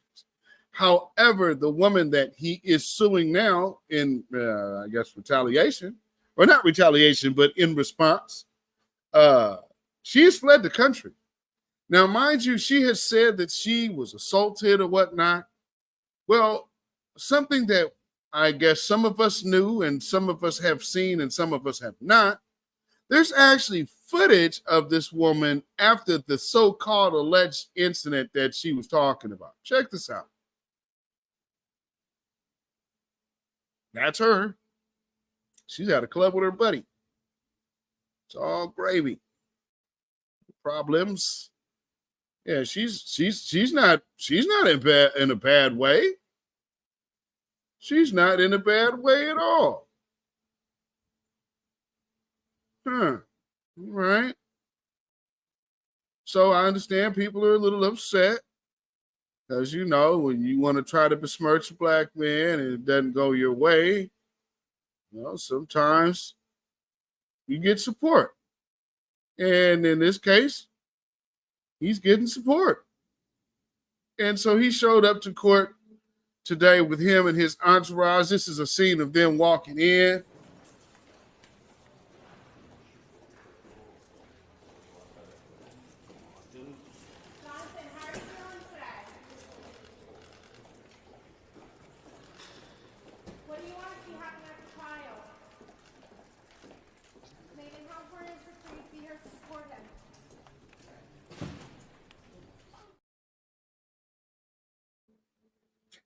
So remember how they hastily arrested Jonathan Majors just based on that woman's saying something happened to her or whatnot? Well, the people are not ready in Jonathan Majors' assault trial. Wow, look at that. The Jonathan Major assault trial pushed back to September. Oh, how about that? Let's see. Jonathan Majors was set to stand trial on August 3rd for domestic violence charges stemming from a March 25th incident involving his ex-girlfriend. However, the district attorney's office stood before the court and asked for more time. Again, there should not be any kind of trial going on right now because that woman was not assaulted. So where is the evidence that a grand jury was actually able to prove an incident happened here? I would like to know, but that just tells you what they say. They can indict a ham sandwich, but when you actually have evidence of something else, this is what goes on in America, especially in the justice systems as it pertains to heterosexual black men. Don't miss that. According to the deadline, Majors, who was accompanied by Harlem actress and rumored girlfriend Megan Good, appeared before Judge Michael Gaffey for only 2 minutes before it was determined his trial would be pushed back to September 6th. The people are not ready for trial today, Assistant DA Kelly Galloway said. A spokesperson for the DA released a statement assuring that the office looked forward to the presenting of full facts and evidence at trial. Jonathan Majors enters a Manhattan. Okay, that's just showing you the picture, blah, blah, blah. Majors, along with his defense team led by Priya Caudry, has maintained his innocence on the charges of assault and harassment since the news of the rumored altercation first hit the airwaves. Furthermore, Caudry released a statement painting the alleged victim as the actual perpetrator following the Creed 3 actor's June 20th hearing. Quote, last week, we delivered additional compelling evidence to the district attorney clearly proving the alleged victim's assault on Jonathan Majors and not the other way around, Caudry said. Now, y'all do remember that. That's why he has a lawsuit going against the woman in this case, the ex-girlfriend. So he has a whole lawsuit. He went and filed a whole lawsuit there. But they're still trying to make him the criminal here.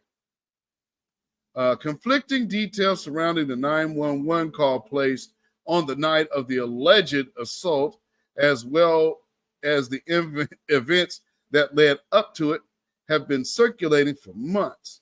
with very little evidence to support the side of Majors or the alleged victim.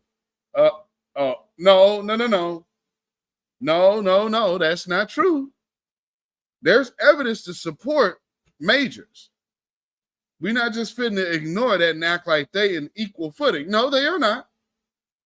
One woman does have no proof of he did anything, and they have video proof of her assaulting him and more surveillance footage of her out at the club while she's supposedly been beat up.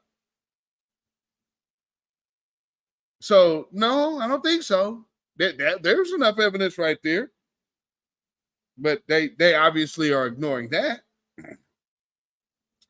Let's see.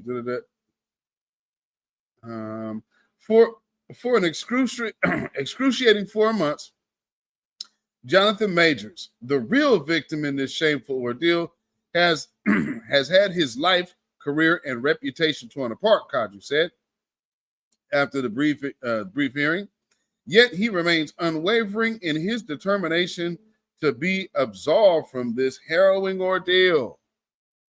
Meanwhile, Disney recently released a promo of the second season of Marvel's Loki, which featured Majors reprising his role as Kang the Conqueror, seemingly hinting at its decision to keep him part of its ever-growing multiverse. Hits the title, "A Change is Gonna Come."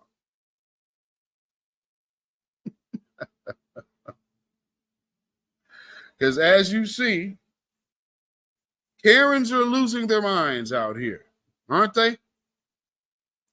The Karens are going crazy, not having any idea what to do with themselves.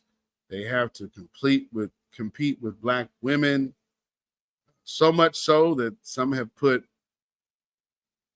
white men in dresses and said, go try to bark orders at Black women. Then you put Black men in dresses and said, you go shame everybody for not supporting whatever you want to do with your preference choices. And if they don't agree with you, then you shame them. No, I don't think so. I don't think so. I've been wanting to play this. I've been meaning to play this little clip of this sister in Chicago.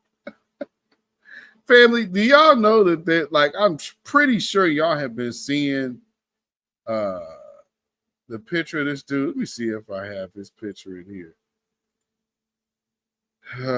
This tether that recently they done hemmed him up. Family, this dude is Ethiopian. This is an Ethiopian criminal. And they keep showing his face because I guess they figure he could, for most people, they probably look at him and, oh, I'm not sure what he is. This dude is not a foundational Black American. His name is very popular in Nigeria. It's a very popular name amongst Ethiopians. So there's just something to know there. You know what I'm saying? But this dude, he took a sex worker.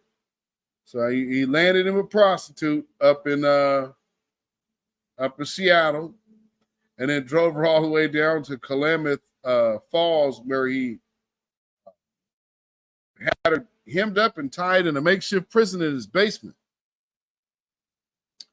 And then they finally found this guy, and I believe they found him in another state. So she escapes, and then he flees his house, I guess. It's like, yeah, this story is absolutely nuts. What's this dude's name?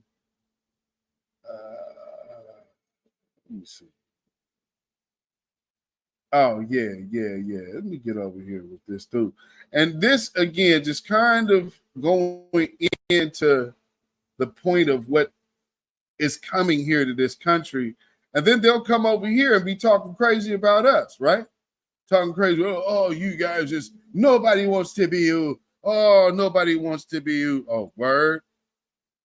Yeah. So a little bonus story before we get up out of here. Because, again, we have to touch on this wicked agenda of, benign neglect and also trying to put other people in our midst to disrupt our empowerment or undermine our empowerment.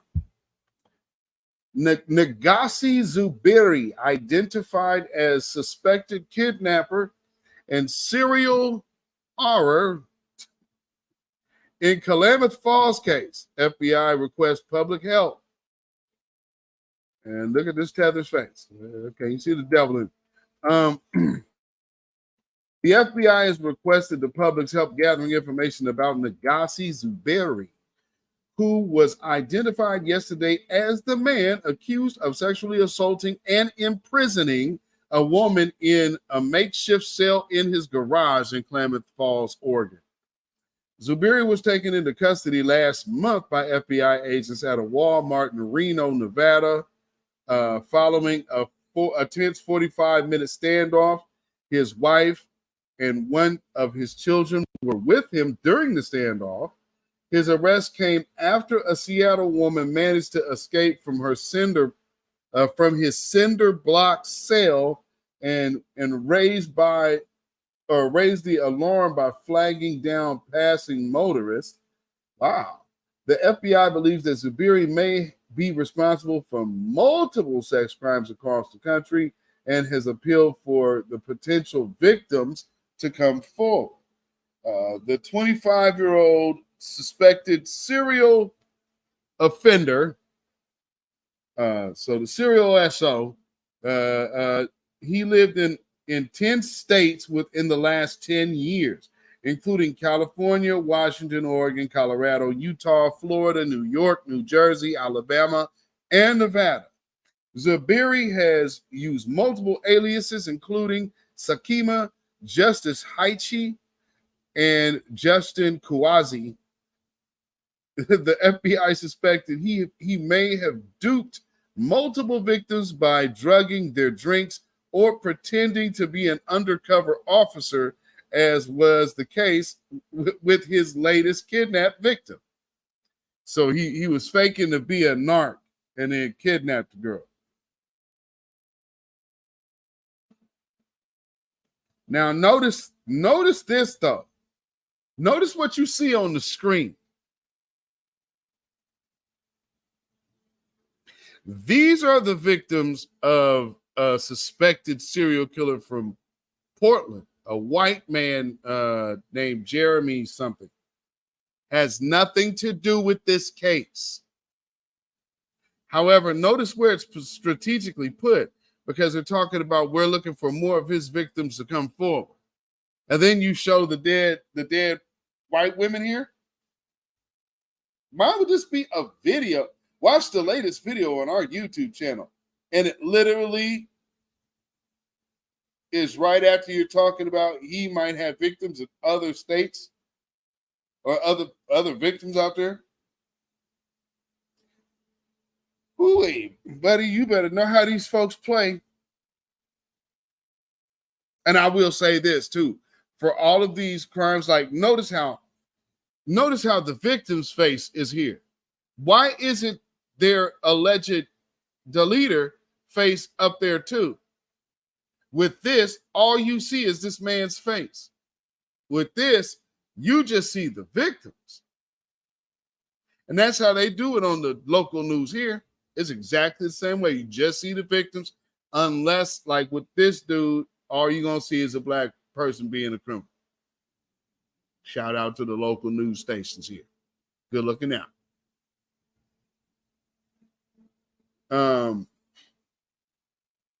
Let's see. The FBI also stated Zuberi frequently targets sex workers before violently SOing them or SAing them.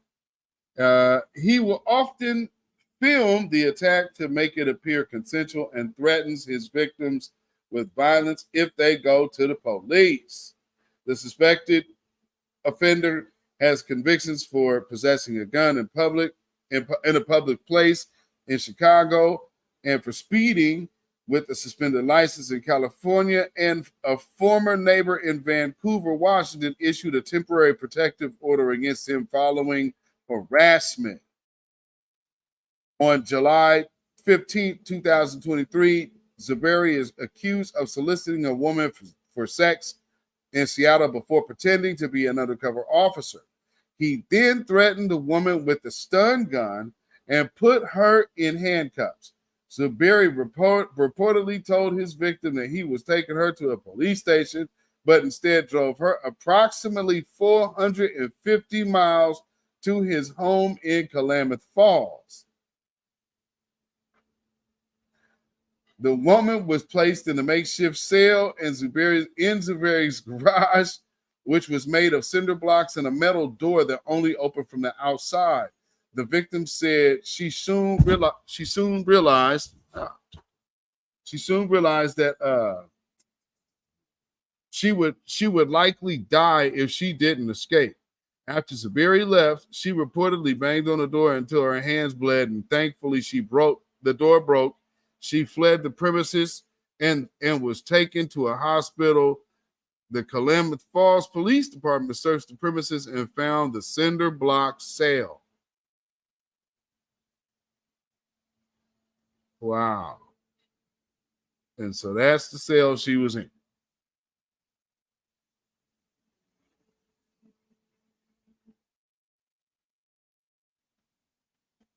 Absolutely nuts. So there's a little video here. Let's see what this talks.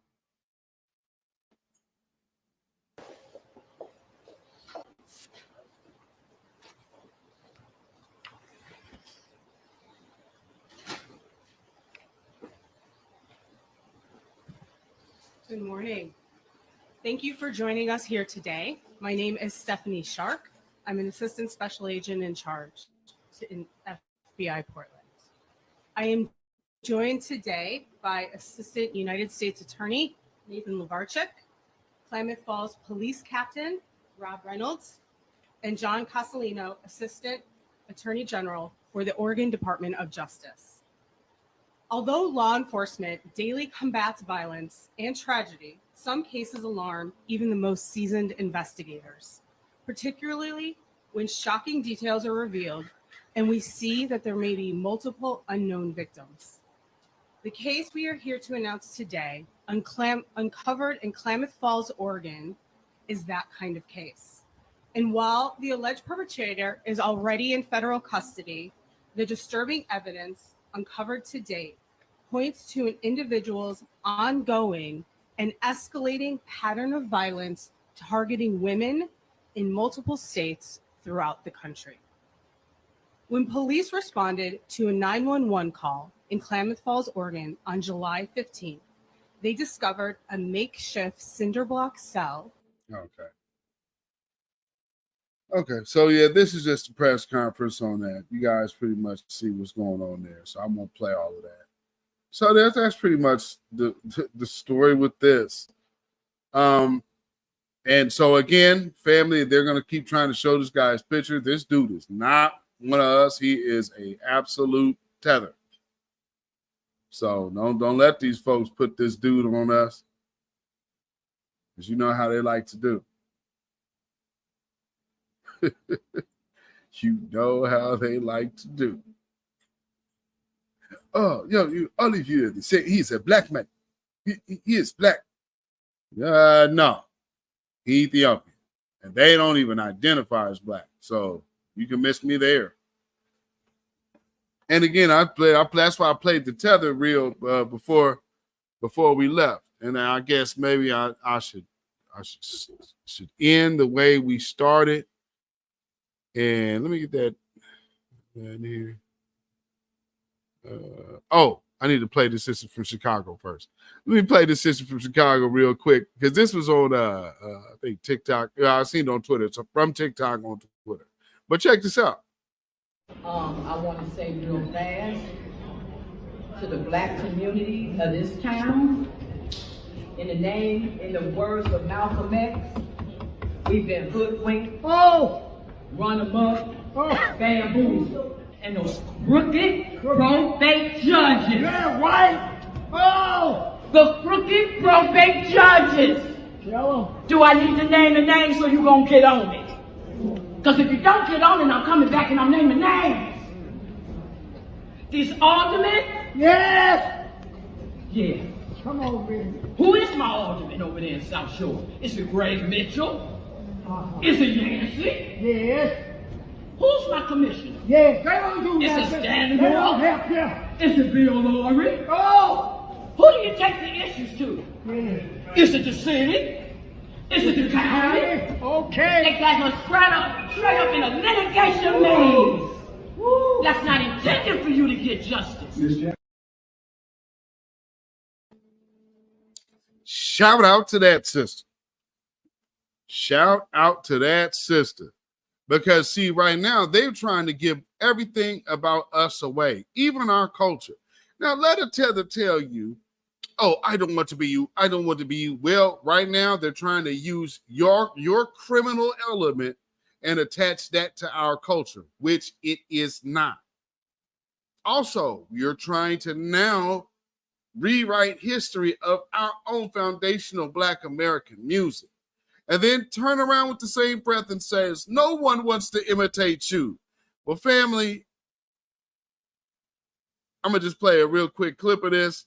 Let me know what you think if these people are really inspired by foundational Black Americans or not. Click in this click, you claim wap side when we rap, now me get the game. You claim to be a rapper, I go tie you like clothes. I don't roll with the booth flaws, making not be my fault. My boys they better smoking cause I blood.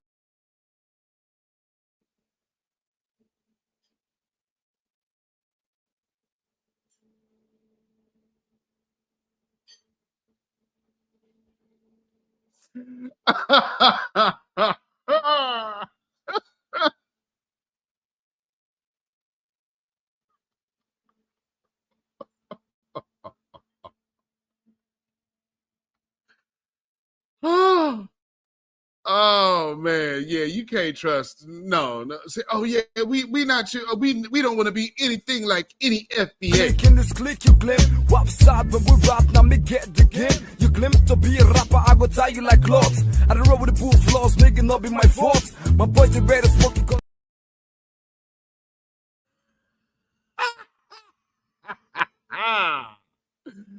Oh no. So again, let's just see how it started, and then we just saw how it ends. So, family, I'm finna run this clip, and we finna get on out of here. Shout out to TJ in the building. I see you in the Mix Radio. I see you. Welcome. Check this out. You met segregation at all here? I've not met it. I think they must be pretty lucky, because I've been looking forward to get the segregation against me, but have not got it yet. It's an irony that a South African will get it and I wouldn't get it myself. Have any of you had any experiences with segregation here in this country? Well, I've just got something quite insignificant. You know, people get to know that I'm a foreigner, and so they treat me differently. When I came at first, I tried to get an American haircut, appear in American clothes as best as possible and as much as possible, just for people to discriminate against me. But I've never had such an occasion. I've been trying to get it, but I mean, it seems as if I've been getting the best, actually. Our employment demands to Negroes.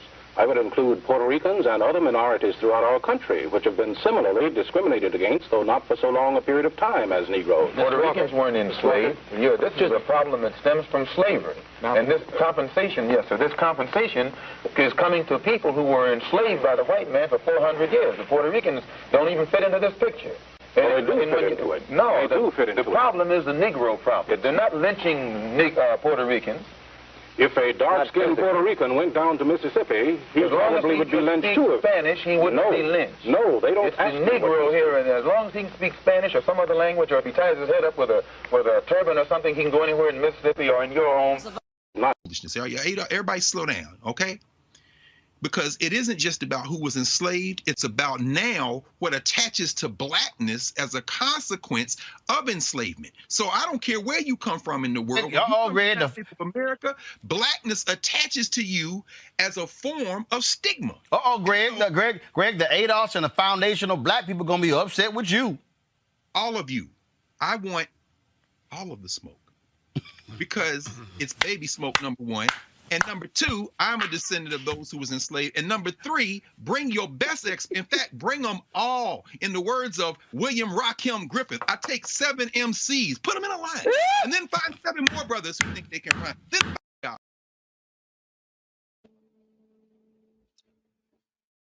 Oh, Lord. Greg Carr and Roland Martin. Sambo.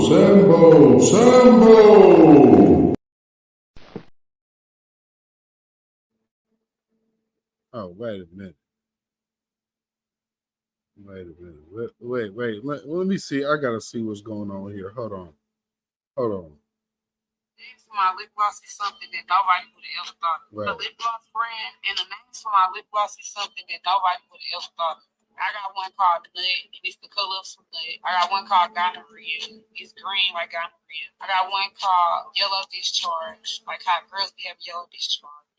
Hole pink, booty hole brown, coochie juice. And coochie juice is clear with silver glitter. It's cute, like cute, and it smells good. And it's so, like, you know, people gonna talk, but other people was like, you is a marketing genius because the song is so bad. And it smells good too. I think Sexy Red. I mean, like I said, I don't know how long Lizzo got. You got smaller, raunchier individuals willing to sell their soul.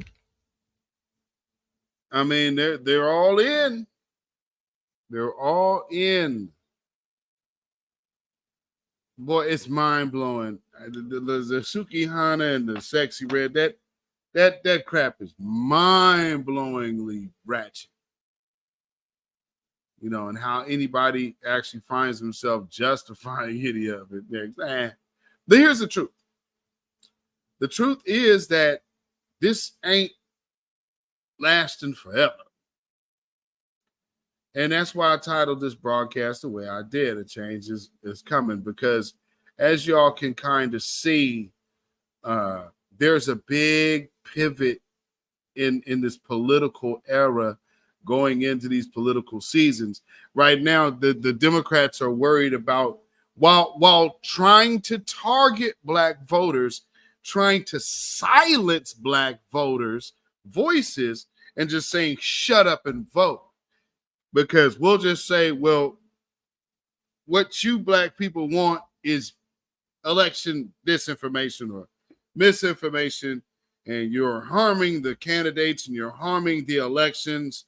Like, black people are literally the only people who can have their demands have policy against our demands. You're literally trying to enact something against a community's demands. And then you're going to get some of these brain dead Negroes to come around us and hop up in our face, hop up in our mentions. Oh, y'all stupid. Y'all dumb. What y'all think we going to do? We going to be better off with Trump? What? Well, I mean, don't fall for the whole Trump fear tactic thing, because just like the other thing I played, that's what they're banking on. And so we cannot allow ourselves to fall into that trick bag of just absolute, like that is absolute disrespect. And I don't know how anybody could see it any other type of way. Now, mind you, now,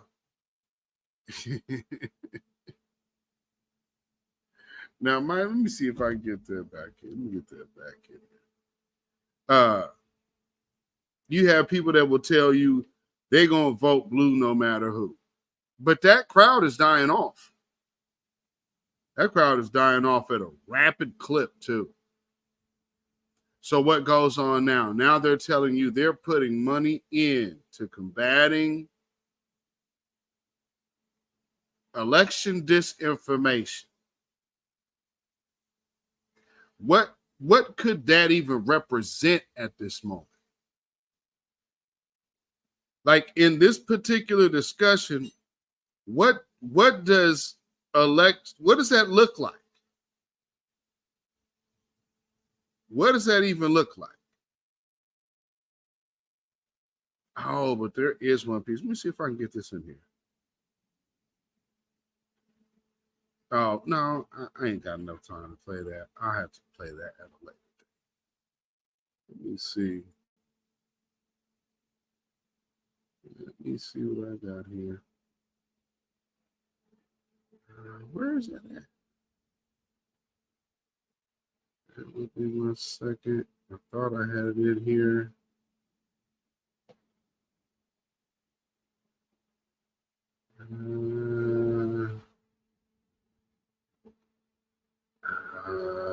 Doggone it. I don't know where that clip just went. Anyway, y'all look at back at the beginning of the broadcast. You will see the clip that shows what the Democratic strategy is. And the Democratic strategy is to, although they are hurting over here, they are banking on Trump being the nominee. And then with Trump being the nominee, they'll just go ahead and scare you into the polls and scare you off your position. That is literally their agenda. Now, you know, that I would say that anybody trying to bring that to you right now does not really think very highly of you. But, you know, you got some people telling us we're wrong and we don't know what we're talking about. And we over here trying to ruin the Democrats' chances and whatever the hell that means. Oh, there it is. No, we're trying to enhance our best chances as a collective group, which is what we should be doing in the first place, right? So don't let these people deter you from the truth. But before we get out of here, just remember, this is their agenda. And you mentioned Cornel West, who by any measure is a pretty fringe candidate. But we all remember Jill Stein in 2016. If West even pulls off a sliver of voters, black voters in particular, that could be the difference in some of these states. So tell us, what's the Biden campaigns? Are they aware of this potential issue? And what's their plan to try to make sure they keep those voters in line? Certainly strategists have raised concerns about third-party candidates, not just Cornel West, but also this no-labels candidates that we're hearing about. But I think the thing that the Biden world is banking on is Donald Trump. Their hope is that if he is, in fact, the nominee, that will galvanize people in the same way that it did in 2020. There was voters who purely cast a vote against Donald Trump, and they're hoping that threats to democracy and him being on the ballot again will have the same effect that it did then.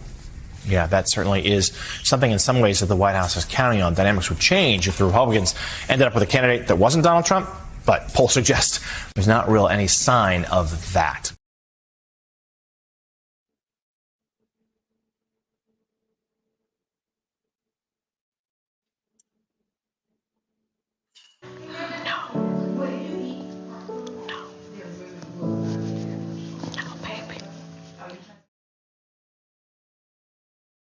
And that's exactly why Babylon is fallen. Babylon is fallen. Let it fall and let us rise. Can you dig? Yes, indeed. Keep us in line. Yeah, you caught that, right? How do you keep them in line? Who? Keep who in line? Yeah, so yeah, take note to the even just the disrespectful ass language. Keep them in line. Keep who in line? The nerve of these people. How do we keep them in line? What?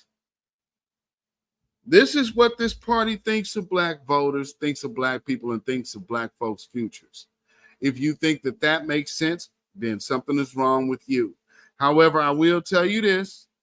If a person come around here trying to tie people like that, Nawazi or whatever his name is, people like that and commit and all these other crimes out here, first thing we have to Where's ask. your family from? Because we have to know, are you coming from our culture or not? And if you are not coming from our culture, not of our culture, and not of our lineage, well, whatever you done did. Own your stuff, little girl. Own it.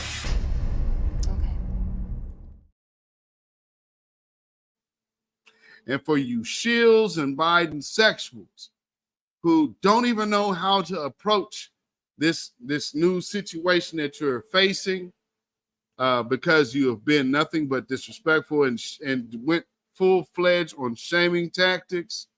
And now you can already see your paymaster saying, hey, we have to step in and do something. Well, I thought that's what your whole shield crew was for.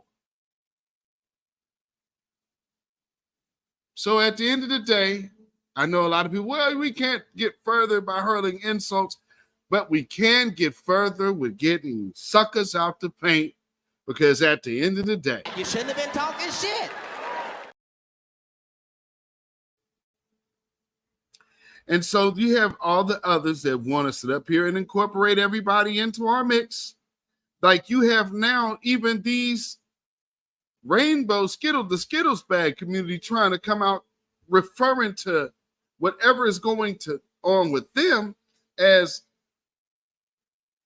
Jim Crow segregation, anti-black segregation in America. No, there's none of that, and none of that makes any sense to be co-signed. But however, we will say to the Skittles bag community and all of you others, the Tethers and Hispanics, hashtag hands off our reparations. You have no rights here. We're not under the empire.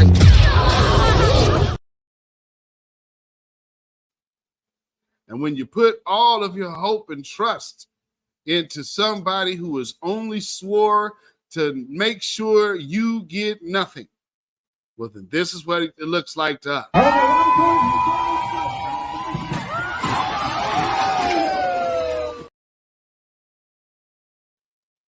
So for those of you who believe that you are going to come over here and change the minds and hearts of the people and get us off of our square for chasing empowerment, the numbers are telling you different. The amount of money that they are willing to spend shows you different. And one of the biggest things that I guess you could call the echo chamber pie of crow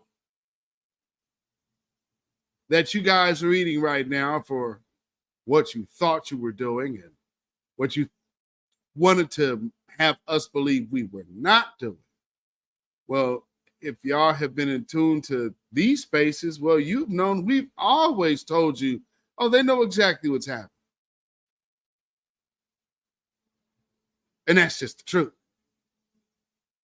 However, there will be a lot of you that want to still try your hand in coming to get us off of our square, like how the other ones got packed up and sent on their ways. You will be too.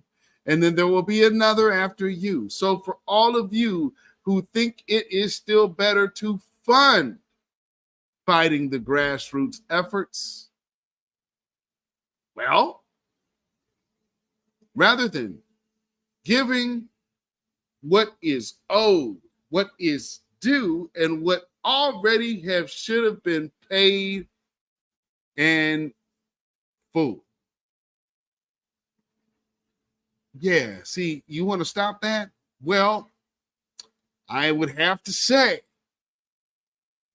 for myself here at the Beatzilla PDX official show, the chat, the grassroots, and the voices of new black media, I think I'm safe to say I speak for all of these when I tell you that this song is dedicated to all of you anti-black Biden sexual haters of reparations and justice for foundational Black Americans. Enjoy. Get up off of that cocaine and get up off of that crack. Get yourself together and get your mind back. Yes, indeed. Shout out to Hunter Biden. Y'all can follow me on Facebook, Instagram, and Twitter at beatzillapdx. You can email me at ourrealtruth@gmail.com. And if you feel so inclined by putting some money in the bucket by way of donation, you would love to help and support this channel, you can do so by either becoming a member of this channel or by also hitting the Cash App, which is Cash App, $beatzillapdx. That is Cash App, $beatzillapdx. We also have PayPal, which is Zilla Muzak. That is ZILLAMUZAK at PayPal. So y'all feel free to hit that if you would like to. Thank you. Peace, power, blessings, and protection up on you and yours in advance. Thank you. And for all of y'all who have helped support this channel tonight, again, much gratitude to all of you. Because that is what it takes to make empowerment work. We have multiple people, multiple voices out here, so every little bit helps and every little bit counts. And again, for all of y'all who tune into these broadcasts, I appreciate you tuning in. For those of you who are watching the replay, I appreciate all of you as well. Because, you know, there's a lot of content out here, and you could definitely be doing something else. So I definitely appreciate your views. Thank you, thank you, thank you. So with that being said, I'm going to make sure that we have hit everything we needed to. And so we are getting ready to get out of here. We have, of course, hit that subscribe button if you have not already subscribed to this channel. If matter of fact, you know what? Well, I'll be posting some other stuff for the people who are here in town.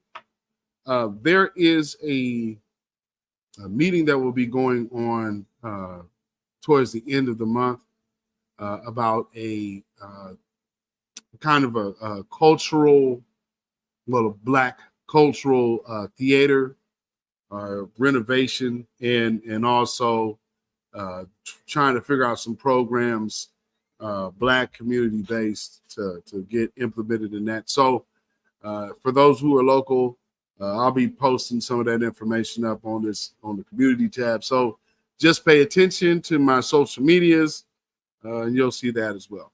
So shout out to y'all, and shout out to the family that was out here. They did the Jeffersons live at Peninsula Park, and that was the first time that a Black theater company has ever performed live in a Portland park. And they, you know, I heard it was a good turnout. I was not able to attend, but I did talk to my partner today, who actually played George Jefferson, and said that it was a very good turnout. So shout out to all of y'all. My brother Shantae Sims taking the good photos. So I mean, man, just appreciating everybody out there. So I see y'all.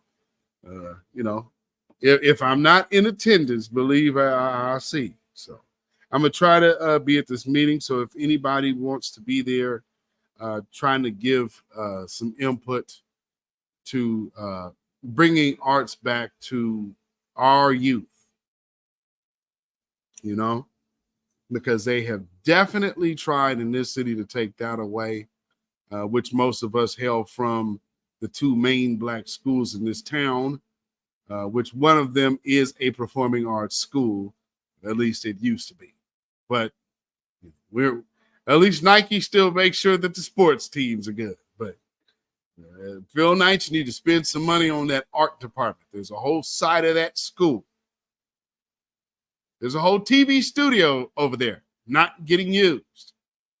So a lot of things could happen, brother. Insane. So anyway, with that being said, family, that's the local matter of business. So back to all of you. This is, we're going into another weekend, and this is the month of August. So it's a very powerful month. And this week has already been off to a doozy, at least here. So make sure you keep your 3 smooth stones at the ready. Stay black, stay vigilant, and always stay alive, family. And make sure you are always ready to throw and cast your stone of truth until you knock out falsehood's brains. Black first, black first, black first. Shalom, y'all. When you know who Satan is, yes, sir, you don't have to kill him. No. The stone of truth. Yes. See, that's what you throw. Yes, right. Allah says, had we wished to take a pastime from before, surely we would have done it. Nay, we cast truth at falsehood till we knock out its brains. Every one of you that knows the truth, stand up and tell it from the mountaintop. Black people can't take it no more. So wherever you are on the job, in the factory, I don't care where you are. If you know the truth, stand up on the truth and tell Satan, who the hell are you to try and pick my friends? Farrakhan is God's man, and you are from the enemy of God. So to hell with you. Stand up on it like a man.